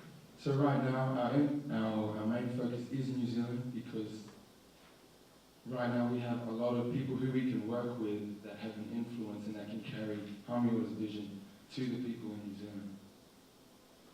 Social influencers? His name is Wairo, his last name is Wairo.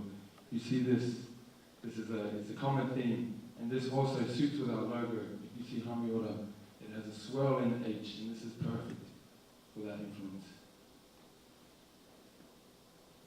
How much money do you think you're going to make your first year in New Zealand? So our target is 6,300 rings, and so that equates to about 94,000. Okay. And how big of a business do you think this will be in like 5 years if you really hit that in your first year? First year, as we hit it the first year, we'll continue to double those numbers. And so when we moving offshore, to create those sustainable wood productions offshore, we'll be able to cater to those needs.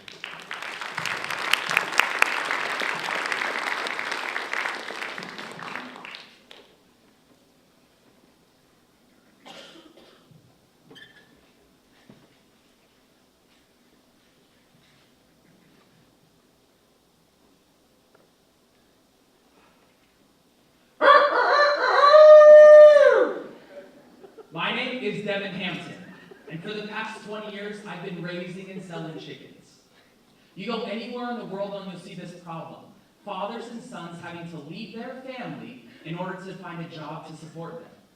Symbiotic Solutions gives fathers and sons the chance to come home and support their families by owning their own chicken business. I found that the difference between success and failure in raising chickens is the cost of feeding them. Symbiotic Solutions eliminates the most expensive input cost by manufacturing high-protein chicken feed from limitless waste that surrounds them in these steps. By producing eggs at such a fraction of the cost, Symbiotic Solutions allows families to sell those eggs as a second source of revenue and income for the family. Because of Symbiotic Solutions, fathers and sons can come home and raise chickens as a family.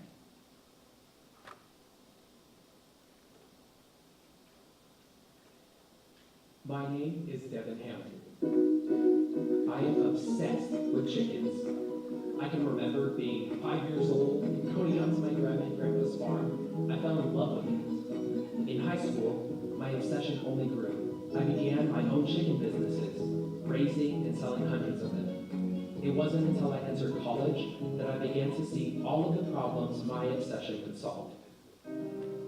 Each year, 1/3 of all the food the world produces is lost or wasted. That is about $1 trillion US every year. Not only does this mean an economic loss, it means that all of the natural resources are also wasted. 28% of the world's agricultural land grows crops that are wasted. That equals the total land area of China, Mongolia, and Kazakhstan. The water wasted in growing those crops equals the amount that can cover all the world's household water needs. What we have done at Symbiotic Solutions is found a more sustainable and cost-effective way to feed the animals that we depend on. In 3 steps, we take waste and turn it into food. Step 1. Families take bio-waste like apple cores and rotted meat and feed them to their black soldier fly larvae. Step 2. When the larvae are ready, the family feeds them to their chickens. Step 3. Families can either eat those eggs themselves or sell them at a price much cheaper than they would find in the store. People are always looking for a way to help those in need, but their help never lasts. If you give a man an egg, you feed him for a day. But if you teach a man how to raise chickens, you can feed him, his family, and his community for a lifetime. People don't need handouts, they need a hand to pull them up. Symbiotic Solutions is about turning limitless waste into something useful.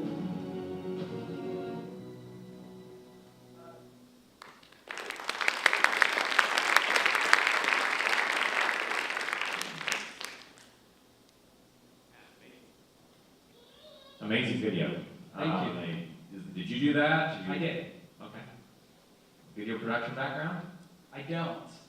In middle school, I did a little small school projects, but just communicating my vision through videos is something that I'm an actor. So real quickly, you just said 3-step process. It went really fast. How does the food waste get into black larvae? So that's an excellent question. There's waste produced by families and there's waste produced by communities. A family can produce enough waste to sustain a black soldier fly colony that then can feed chickens. And if the scale is larger, you then rely on grocery stores or other community venues to supply the waste to be able to sustain a black soldier fly larva colony. So your financials, at least you're projected, do you have any room to wiggle on the asking price for capital? What's unique about Symbiotic Solutions is that we ask for money for any kind of contribution. Because we're a not-for-profit organization, any dollar that comes in will go directly to a chicken coop, will go directly to empowering a family to own their own coop. That cost is also compensated by the membership of having or paying membership fees to be a part of the co-op. So not only are we asking for money from individuals here, but also the members of the individual co-ops. I think you should end your presentation by crowing, though, because the way you started it was amazing. Well, I couldn't bring the chickens in myself, so inside you got always a beautiful. chicken inside. Thank you. How much does it cost to create a unit that would turn is it a unit? That's where I think I'm confused on. Each unit will be customized to the different situation or the community we're going in. For $50, we can set it up in somebody's backyard, and for 4 or 5 chickens, that family can have 4 or 5 eggs every single day. Okay, that helps. So $50, 4 or 5 chickens, that's what the unit would cost. Thank you very much.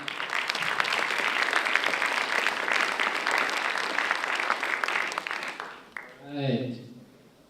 We have this here. So really quick before moving on, someone turned in a Korean wallet. Please come see me before the end of this. Next to present is Daisy's First, then Sunshine Dream Tour, and high school competition in Tahiti. They will round off the social platform. Starting off with Daisy, their industry is biogas digesters, and an interesting fact is if we were to start utilizing all the biogas produced from cow manure, it would have been enough power, to power millions of homes in the United States. And then Sunshine Dream Tour, they're focusing on Hawaiian tourism. And within 275 days per year with some rain, Hilo on the Big Island is the 3rd wettest spot in the United States. So oftentimes we think of Hawaii as sunny, but it is not. And then finally, high school competition in Tahiti. There are no poisonous snakes or insects in Tahiti, so one more reason to go. But more than half of the population of Tahiti is under the age of 20 years old. All right, the stage is now yours, Daisy. Aloha. My name is Seiko Hara. I'm from Fukushima, Japan.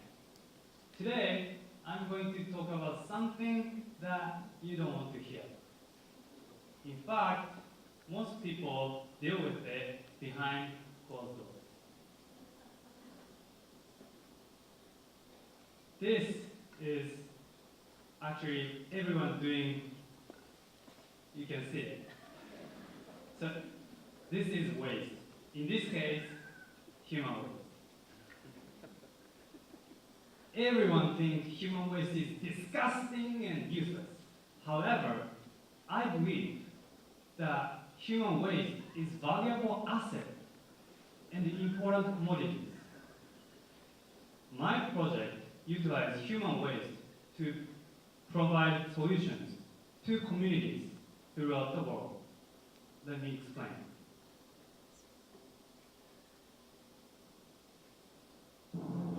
This summer, I had an opportunity to travel to the beautiful country of Chile. Even though I enjoyed the experience, I noticed they had problems. Open defecation is common, and their groundwater and their drinking water is contaminated with animal and human waste. The water must be boiled before it can be used. Throughout the world, 2.3 billion people are living without access to basic sanitation.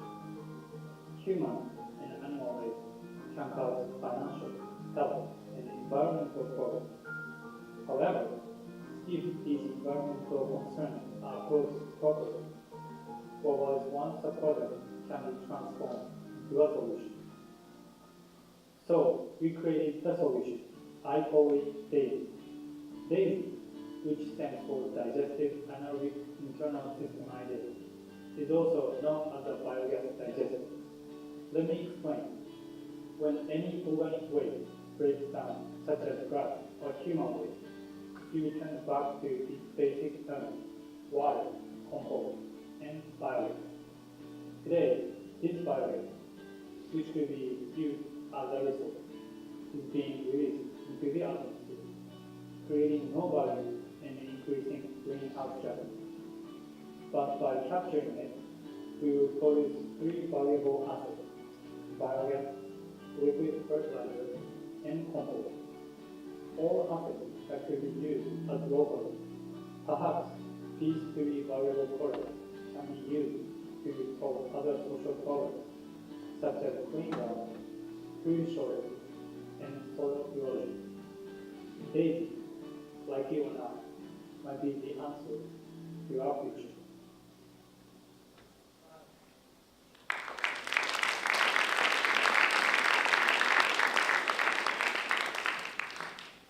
You mentioned that Daisy costs $300 to make. If you get a really high quantity, like let's say you got funding or you got a large order, how much lower could you make those costs? You mean how much I can make it? Yes, like would you be able to get it for cheaper if you got like a very large order? Yes. So this prototype I just mentioned was built by myself. But I want to manufacture in China, which can produce a lot of amount of biogas like this. Are there any health risks, pushing biogas into someone's home? Yes. So biogas itself doesn't have much poison. However, inside the biogas digester has a lot of bacteria and other chemical stuff. So to kill those bacteria, you need to higher temperature, at least more than human body temperature. Then reduce the risk of the disease. 本当に素晴らしかったです。ありがとうございます。Yeah.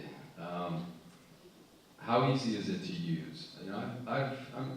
I can do some cool things in the garden, but that looked a little more outside my range of specialty. How easy could a guy like me get out there and start using that? So how easy that you can use it? Yeah. It's really easy. You just need to dump it and just wait until the gas is created. Or if you keep dumping the stuff, the fertilizer comes out, so you can use it for your home gardening or other plantation.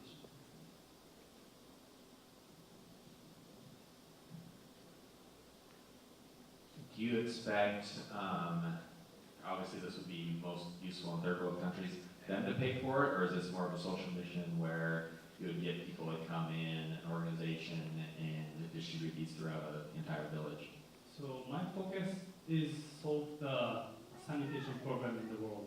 So I want to expand this idea as much as possible, including I'm providing the products to them, but at the same time, people saw my product and they can copy my product, and it's more fast to improve the social program.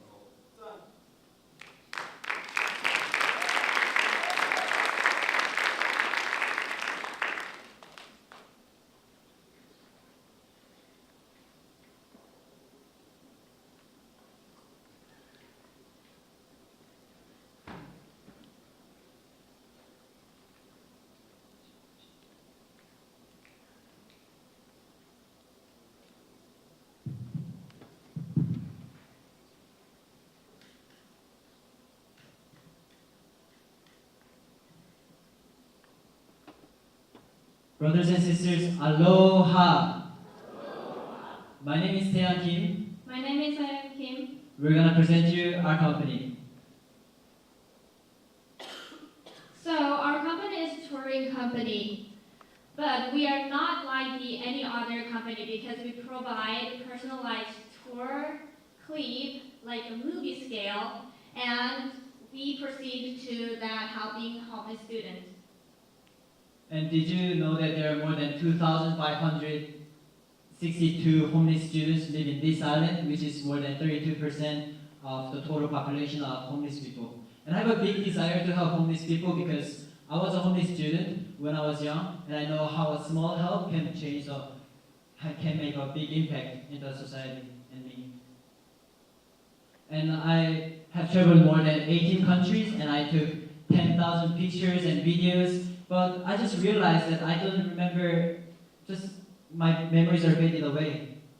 People tend to forget their memories as time passes by. The beautiful memories that you want to keep forever with your family, friends, and with your children, somehow sadly it fades away. So we have a great solution where you can create and capture those memories forever. We're introducing you our product idea. So we're gonna present you guys and give you guys a tour, personalized tour, and then we're gonna film the whole tour and make that as a personalized trip film, like a movie. And then if you choose us to do those, then you'll be participating, helping our community to become better place. We prepared a short video. I hope you guys enjoy it.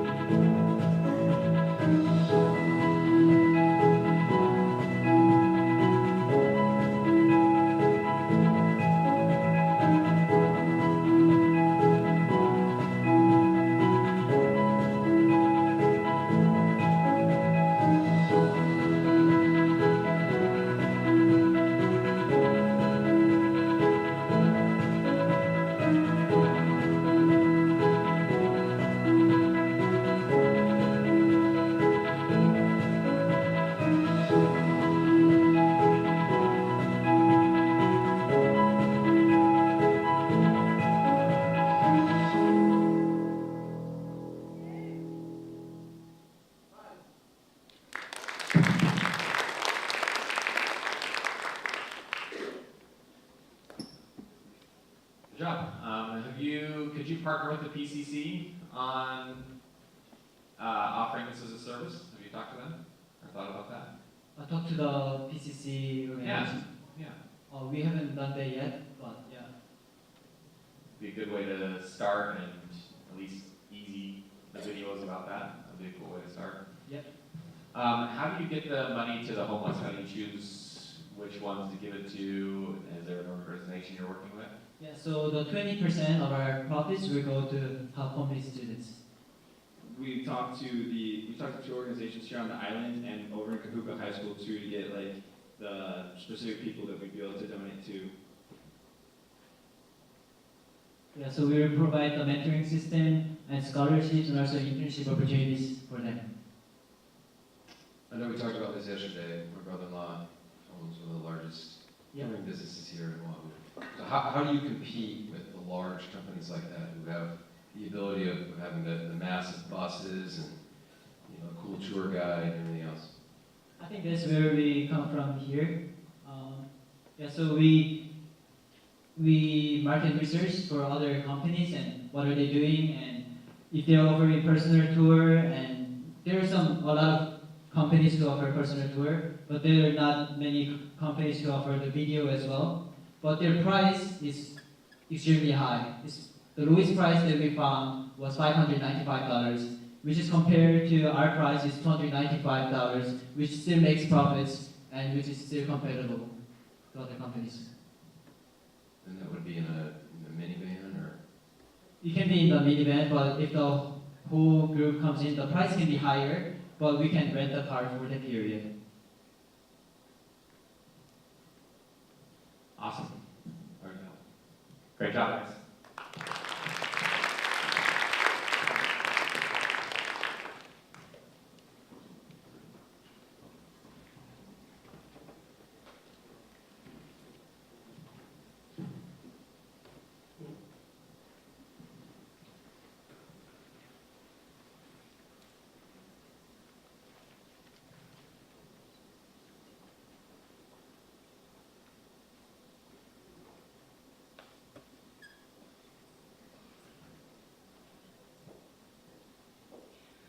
Aloha.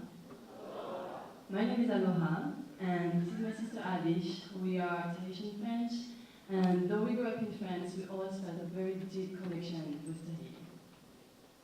Exactly, and two big problems we have in Tahiti is employment and education. Only 53% of employable people have a job, and up to 45% of students start school when they turn 16. So the question is, are Tahitians lazy?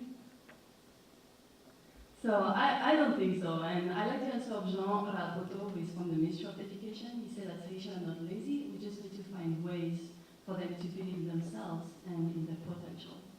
So with that, we came up with the idea to create Te Pahonora, which means in Tahitian the answer, because we believe that the answers are the youth. They are the solution. Te Pahonora is a high school business competition, and here's how it works. So the competition will last 6 weeks. The 2 first weeks will be for team and business formation, and the last 4 weeks will be for business operation. We have participants, they must be from a high school, and we have mentors. There will be like owners, business owners in Tahiti, and Spencer will be small and large companies from Tahiti, and then organizer will be our company and volunteers from the community. So at the end of the 6 weeks, we have a reward ceremony where there is 3,000 cash prizes for the 3 categories: most growth potential, most profit, and biggest problem solver. One of the biggest challenges to find our partners, so we use the communities, the business communities from Tahiti, and we don't want to only depend on them, so we're creating a website where the youth can sell their products online, and where the community can sell also their products. And yeah, so we found our partners and mentors from the communities too. So the first year we expect 50 students to participate in our competition. We do that in one high school. The second year we want to double that and also do in different high schools and expand that to different islands. So our goal is to help the youth to believe in their potential. Thank you for your attention.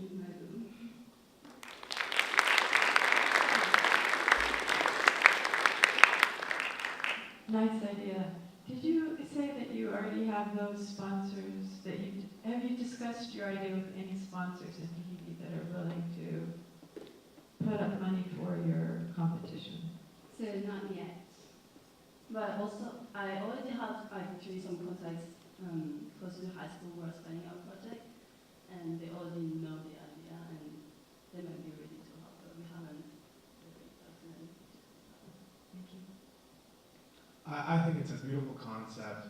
My question is, yes, the purpose is to inspire people, but how do you know that people are going to be inspired to this competition to really make a difference and to really pursue, their ideas? So we really believe that when we give them ways to start something in Tahiti, because they think they don't have any opportunities over there, if you give them ways, they are very hard workers after. So from this starting to see that they can make a living from very small businesses as high school students and have mentors and people that support them, they will be able to start something or continue school. Was the 28-year-old picture that you put up there, is that a potential mentor?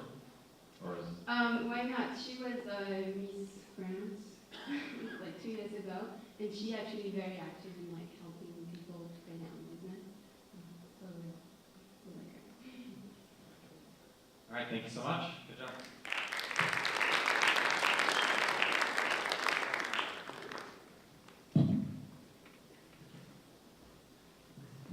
All right, that concludes our social category. Let's give another round of applause for the social finalists. Vicky, do we have anything? I think there was one left, right? Get rid of it. You're not going to keep it, right? Throw it out.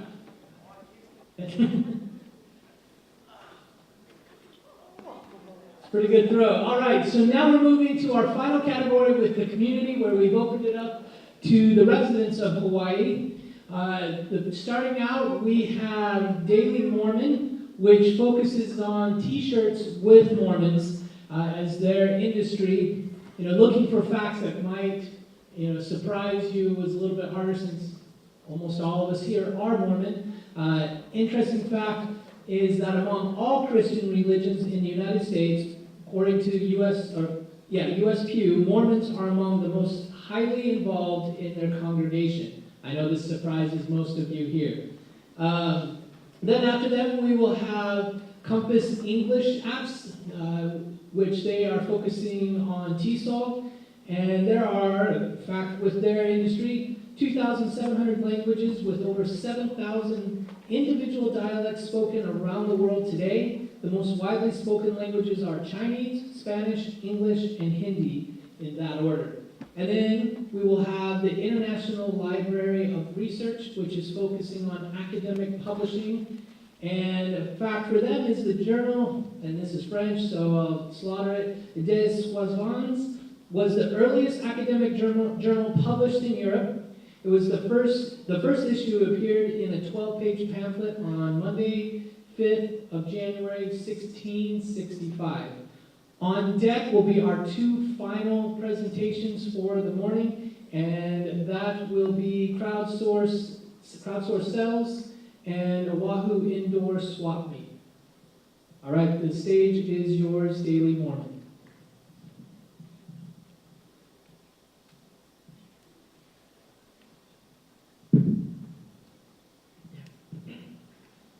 All right, brothers and sisters, aloha. My name is Josh Mason. I am the CEO and founder of Daily Mormon, and I am a Mormon.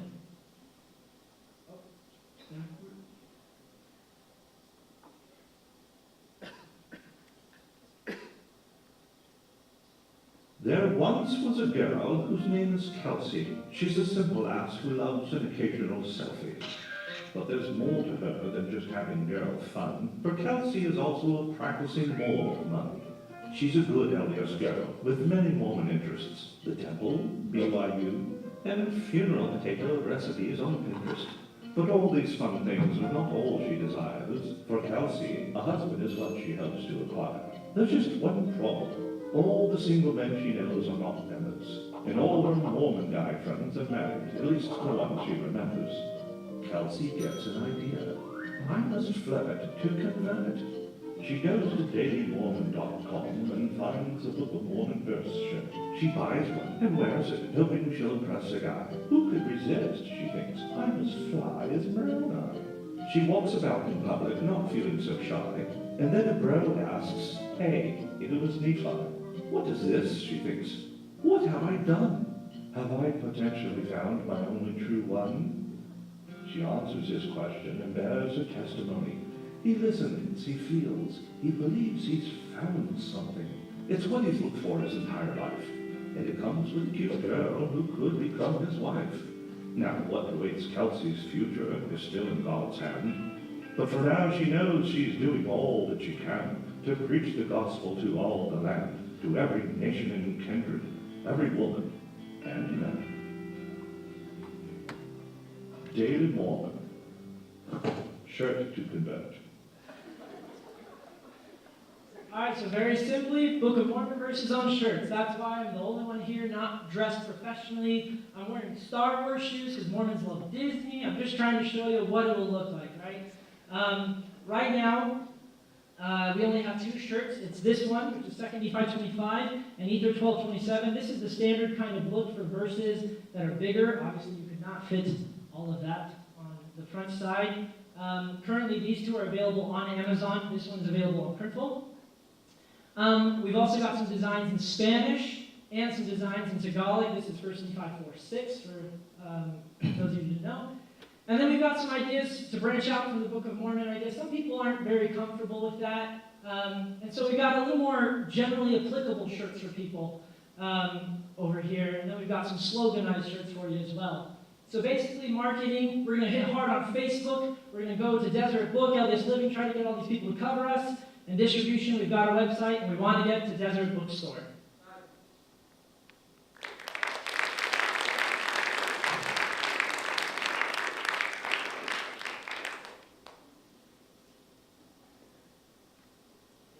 Go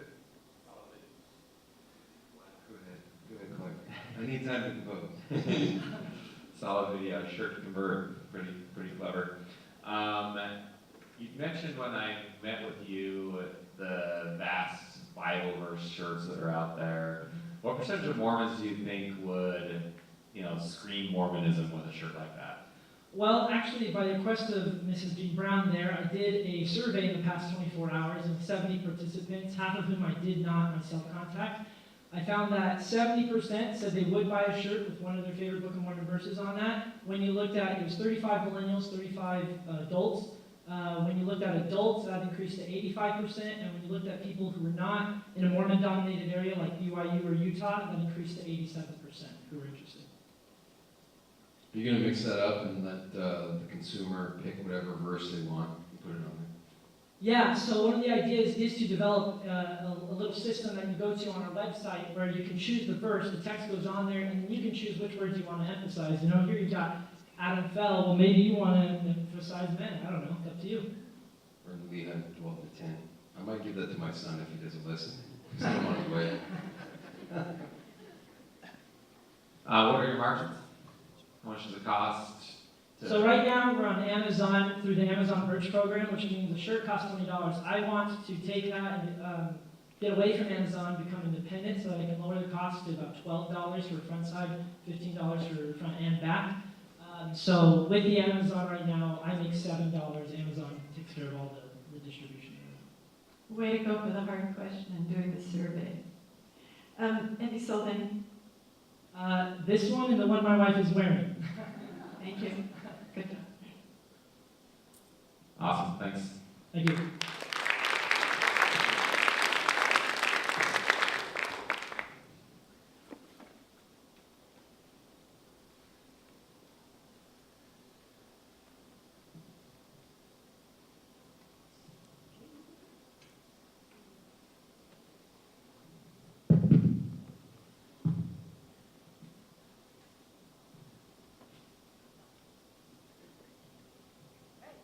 Hello, everyone. Wait. There you go. Okay, I'm Crystal Stevenson. And I'm Alexis. Last semester, we designed an English course for non-student spouses. Today, we want to tell you why we did it and some of our plans for the future. So we want you to imagine that you're married and your spouse got the opportunity to pursue graduate studies in Chile. There's just one problem. Usted no habla español. Ni tampoco lo hablan sus niños. The only one that really knows the language is your spouse. And since they're so busy with school, you don't want to bother them. Entonces, ¿qué van a hacer? This is why we created the Compass English app. Unlike other apps that are geared toward children and tourists, this app specifically focuses on the needs of the non-student spouses. Things like setting up a doctor's appointment or an interview for a job. The materials we developed are based off of ACTFL, one of the most highly accredited standards used in the language teaching world. And since an app by itself is not enough, we also want to pair it with in-class sessions so they can have speaking partners and then additional materials online. We want to target the universities in the US, UK, Australia, New Zealand, and Canada with high rate of international students. Overall, our potential market is 2.3 million. Our plan is to sell the app through the universities, charging them $50 per person per semester. Let's say we have a class of about 10 students, that would generate $1,000. If we apply it to 10 more universities, then that would make $10,000 per semester per year. So the more universities that buy the app, the more profit will accumulate. Once that's been accomplished, we also have options to open it up to other markets, such as immigrants, refugees, study abroad programs, or community ESL classes. In fact, according to the survey we conducted here on campus, more than 70 students who responded to the survey said that they would use the app if it was available to them. Entonces ya volveremos a Chile. Todavía no hablan español, pero they have access to an app that provides you with in-class sessions, speaking opportunities, and mobility to help on the go. Y este te da confianza, conocimiento de la cultura, y ahora el aprender español me parece tan imposible como era antes. This is our vision, to provide that kind of comfort and assurance to our English learners worldwide. Mahalo.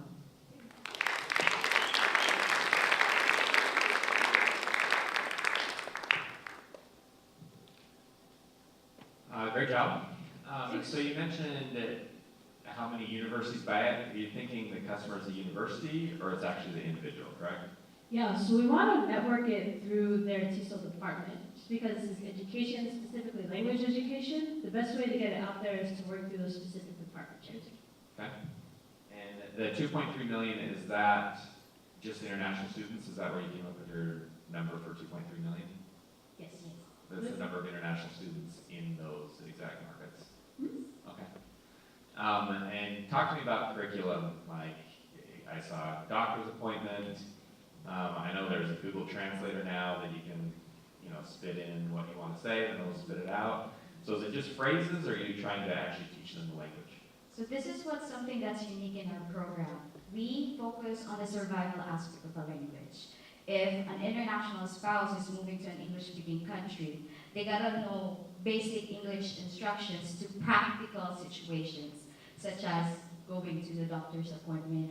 So last semester we created 12 units in our course, and right now I am currently teaching and implementing the curriculum.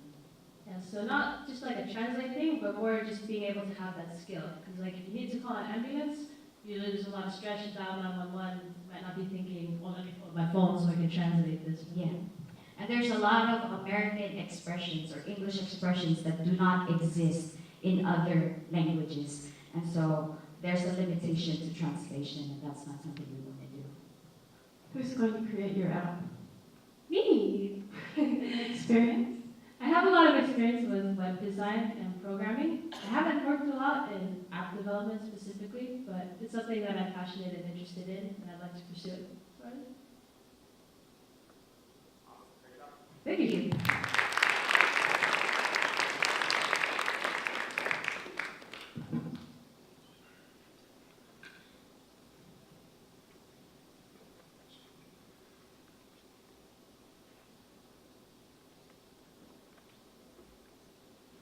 Aloha, everyone. My name is Dr. Joel Reese. I represent 9 million other researchers worldwide. We publish 2.5 million articles every year, and we're passionate about the discovery of new knowledge. However, there's a problem. The problem is the $25 billion industry that publishes our work. They make no attempt to pay for the product they sell. We, as researchers, make no compensation for our own product. The solution is ILOR, the International Library of Research. The International Library of Research is a unique academic journal that shares profits with authors. ILOR is a place to exchange research for royalties. This brief video further illustrates this point.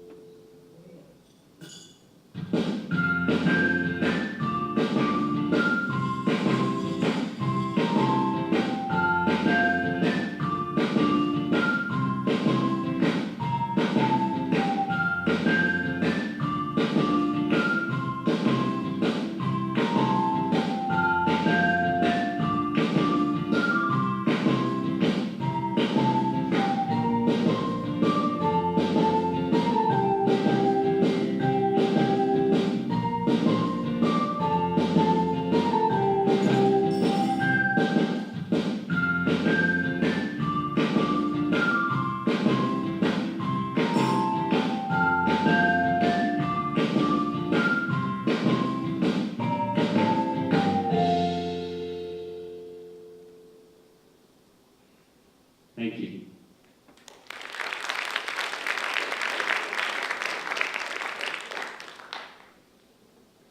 We've talked, I understand the problem and want to get you paid.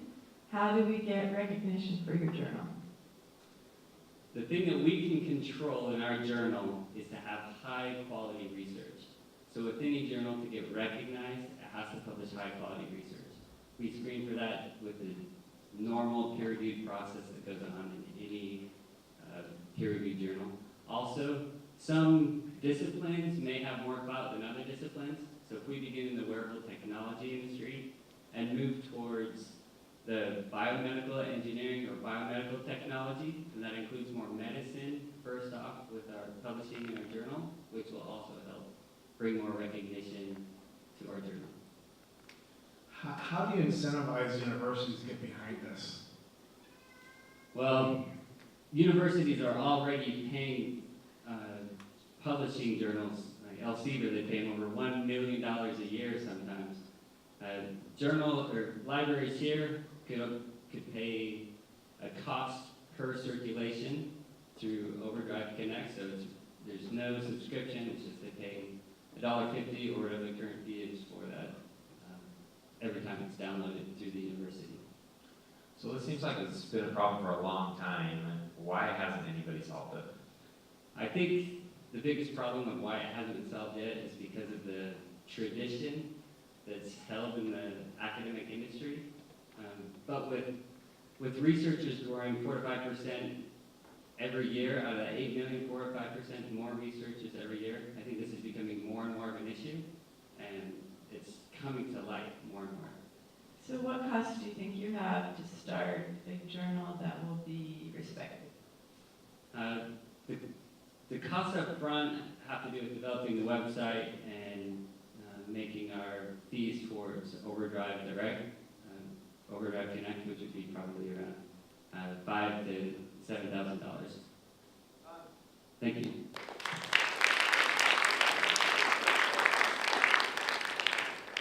All right, we're down to our final two, and we have exactly 14 minutes to evacuate out. So once we are done here, we're going to have Lyndon Librets from Western Samoa, who is majoring in information technology and graduating this semester, to say our closing prayer.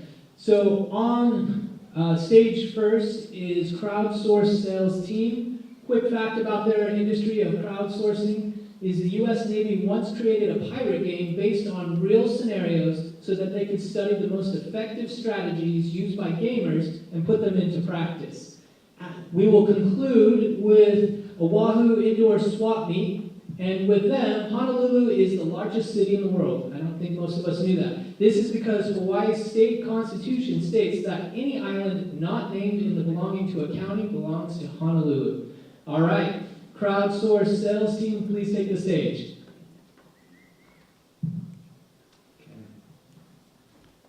Okay, my name is Kevin. I'm with Crowdsource Sales Team. I want to take you guys, imagine you're going to a restaurant after a long day. You show up, you look at the menu. You look at the menu. All you know is that you're hungry. You don't know necessarily exactly what you want. When the waiter approaches you, she offers you the chef's special of the salmic, peri-glazed, 10-ounce ribeye steak. Sounds pretty good. When it shows up, your eyes are as big as your stomach. You're happy. So, question, how did we go from here to here? The answer's simple. We had a waiter. We had the server. She's the one that offered the chef's special. Now the restaurant is generating more revenue. The server is getting a tip that's higher because she sold a premium product, and the guest is happy because they have the best product out there. So this idea with hungry customers led me to believe there's a better way to approach sales. And what we do at Crowdsource Sales Team is we're creating a platform for small businesses in the freelance industry to give them opportunities to have more business and more clients. And all they have to pay is a commission after the sale has been handled. So let's take, for example, John. John's an app developer. He wants to start a freelance business. And where does John go for work? He goes where everybody goes. The platforms that already exist. Upwork, Fiverr, Freelancer. But the problem is he's putting in bids for jobs that he can't get. He doesn't have recognition. And so the solution for John is we're going to crowdsource his sales. John is going to upload his portfolio onto the mobile or website platform that we're building. And now his materials, John's web development and app development, is in the hands of a crowdsourced sales team. Anytime these crowdsourced sales team finds someone that needs an app developed, John's in business. and all he has to pay is a commission when he has the final sale. So let's go back to the restaurant. The waiter, she's the crowdsourced sales team. She knows hungry guests that the restaurant or John is looking for, and everybody is benefited in this equation. John now has clients. The waiter or the crowdsourced sales team makes a commission, and the hungry client can now build an app. So the way this works, and I want to just quote Mark Zuckerberg real quick, people influence people, people's influences people, nothing influences people more than a recommendation from a trusted friend. Just to explain this a little bit, on the platform, this is what we're looking, we have a patent pending on the process. You have an app developer on one side that's always looking for clients, and we know people who need to build an app. We have friends getting married and need a photographer, but we don't know a photographer. Well, now you do. We have friends who have an unfinished basement that need a home remodel, so now they have those people. Why are we different? Unlimited salespeople, no cost until the sale is finished, and you have people using their own network. This is my team. Thank you. This is very interesting to me because you're basically scaling warm connectivity. Absolutely. I would stay away from the word freelancers. I'd say finding boutiques and mom and pop shops that do really good work and have a heritage and a good portfolio. Absolutely. There's been several times where I'd say that companies like mine, before I sold it, there was an individual that made a couple $100,000 with like about 10 hours of work of just connecting us to people that he knew could use our services. And we're giving him a very hefty commission. Yeah, so that it can work, but you're going to need to make sure. What are the systems and processes to make sure you can scale this? Because this is a relationship thing, not necessarily a platform thing. Yeah, so in regards to scaling, I just want to refer back to this slide. There's 53 million freelancers in the United States. And freelancer is a word that sometimes we think like a used car salesman, but necessarily, freelancers have a strong connection and they have strong backgrounds, but they don't have the funding to pay a salesperson, right? Because they're working for themselves. So what we're attempting to do is put these freelancers in front of people who need their services, rather than having them go door to door. And there is going to be a screening process and a vetting process to have their portfolios put on the website, on the platform. Yeah, I told you this when we met. I love the idea. It just seems so broad. I just think you need to pick a vertical and try to focus on one vertical and go for it. Absolutely. I saw you mentioned web development, unfinished basements, photography. Like, what is that vertical? Yeah, great. So I talked with my team last night. We were short on time, but we're going to niche down and start simply with digital marketing, photography, and service-based industries. Thank you.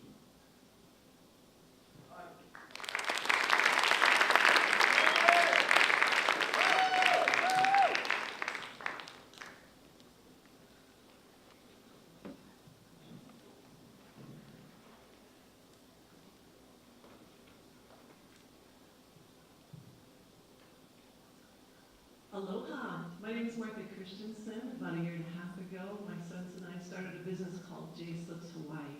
We make these Jesus sandals. It's going really good, but I'm bringing some to Hawaii. And my friend said, hey, come to the swap meet with me because I have a booth. And I said, cool, let's do it on Saturday. Saturday comes around, and she calls me and says, never mind, it's pouring, there's nobody here. Well, let's do it for next week. I said, all right. So next week I pack up a bunch of cases of my sandals in the van and I go. I couldn't really park by her tent. So it took me about a half an hour to carry the boxes to the tent and unload them and set them up. And I sold pretty good. There was a lot of people there. Not very happy people, however, but there was a lot of people and I had some good customers. But during the day, I was hungry, and there's not really much to eat at the swap meet. We were thirsty, and it's really nothing to drink too much either. We had to go to the bathroom, it was far away, and it was just too hot. It was super windy. My friends had a clothes rack, and we had to pick it up about 10 times and put it back up.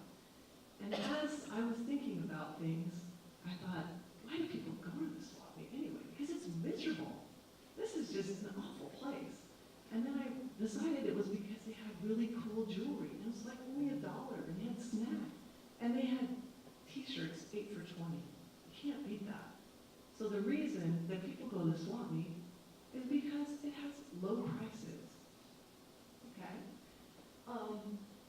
So there are a lot of problems that I already mentioned.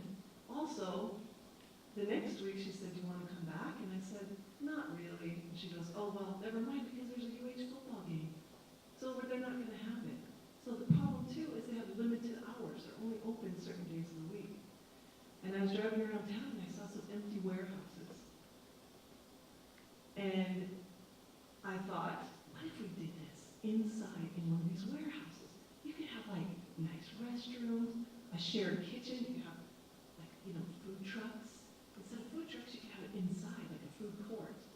You wouldn't have to set everything up. You wouldn't have to take it down. Right? So our great idea is to have an indoor swap meet. And I saw a couple locations that were pretty cool. Okay, that's not mine. Anyway, okay. Anyway, there's a couple locations that I found. There's like, there we go. There's Kmart at the stadium. There's also Hilo Hattie's. It's 85,000 square feet. So, Sports Authority and Windward Mall is still empty too because they went out of business. So there's a couple marketplaces that are kind of trying to do this, but they're expensive. And what we're trying to do is have the low prices of the swap meet in an indoor market. That's it. My time's up.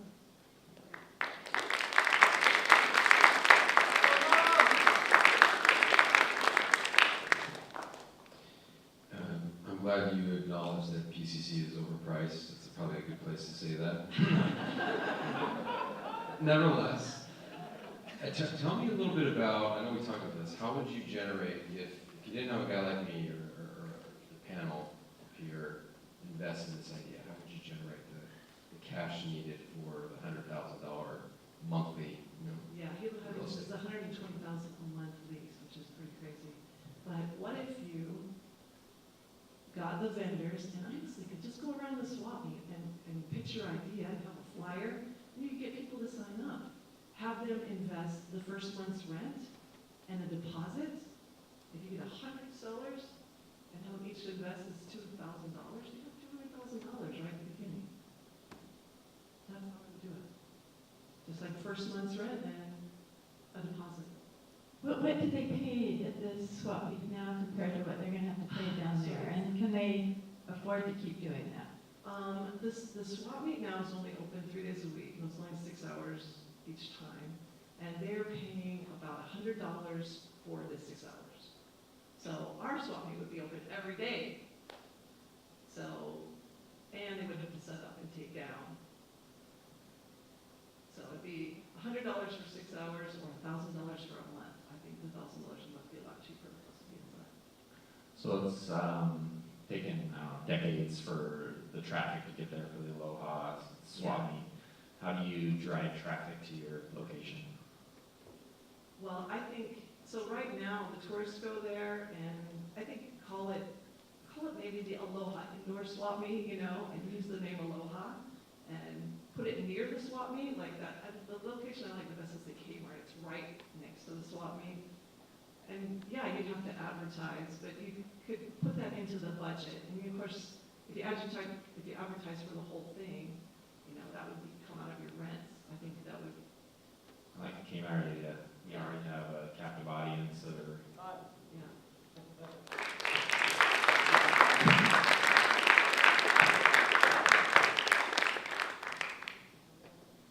All right, we'd like to thank everyone for participating. Don't forget, we're going to be announcing the winners during the Willis Talks, which are in 275 in the HGB.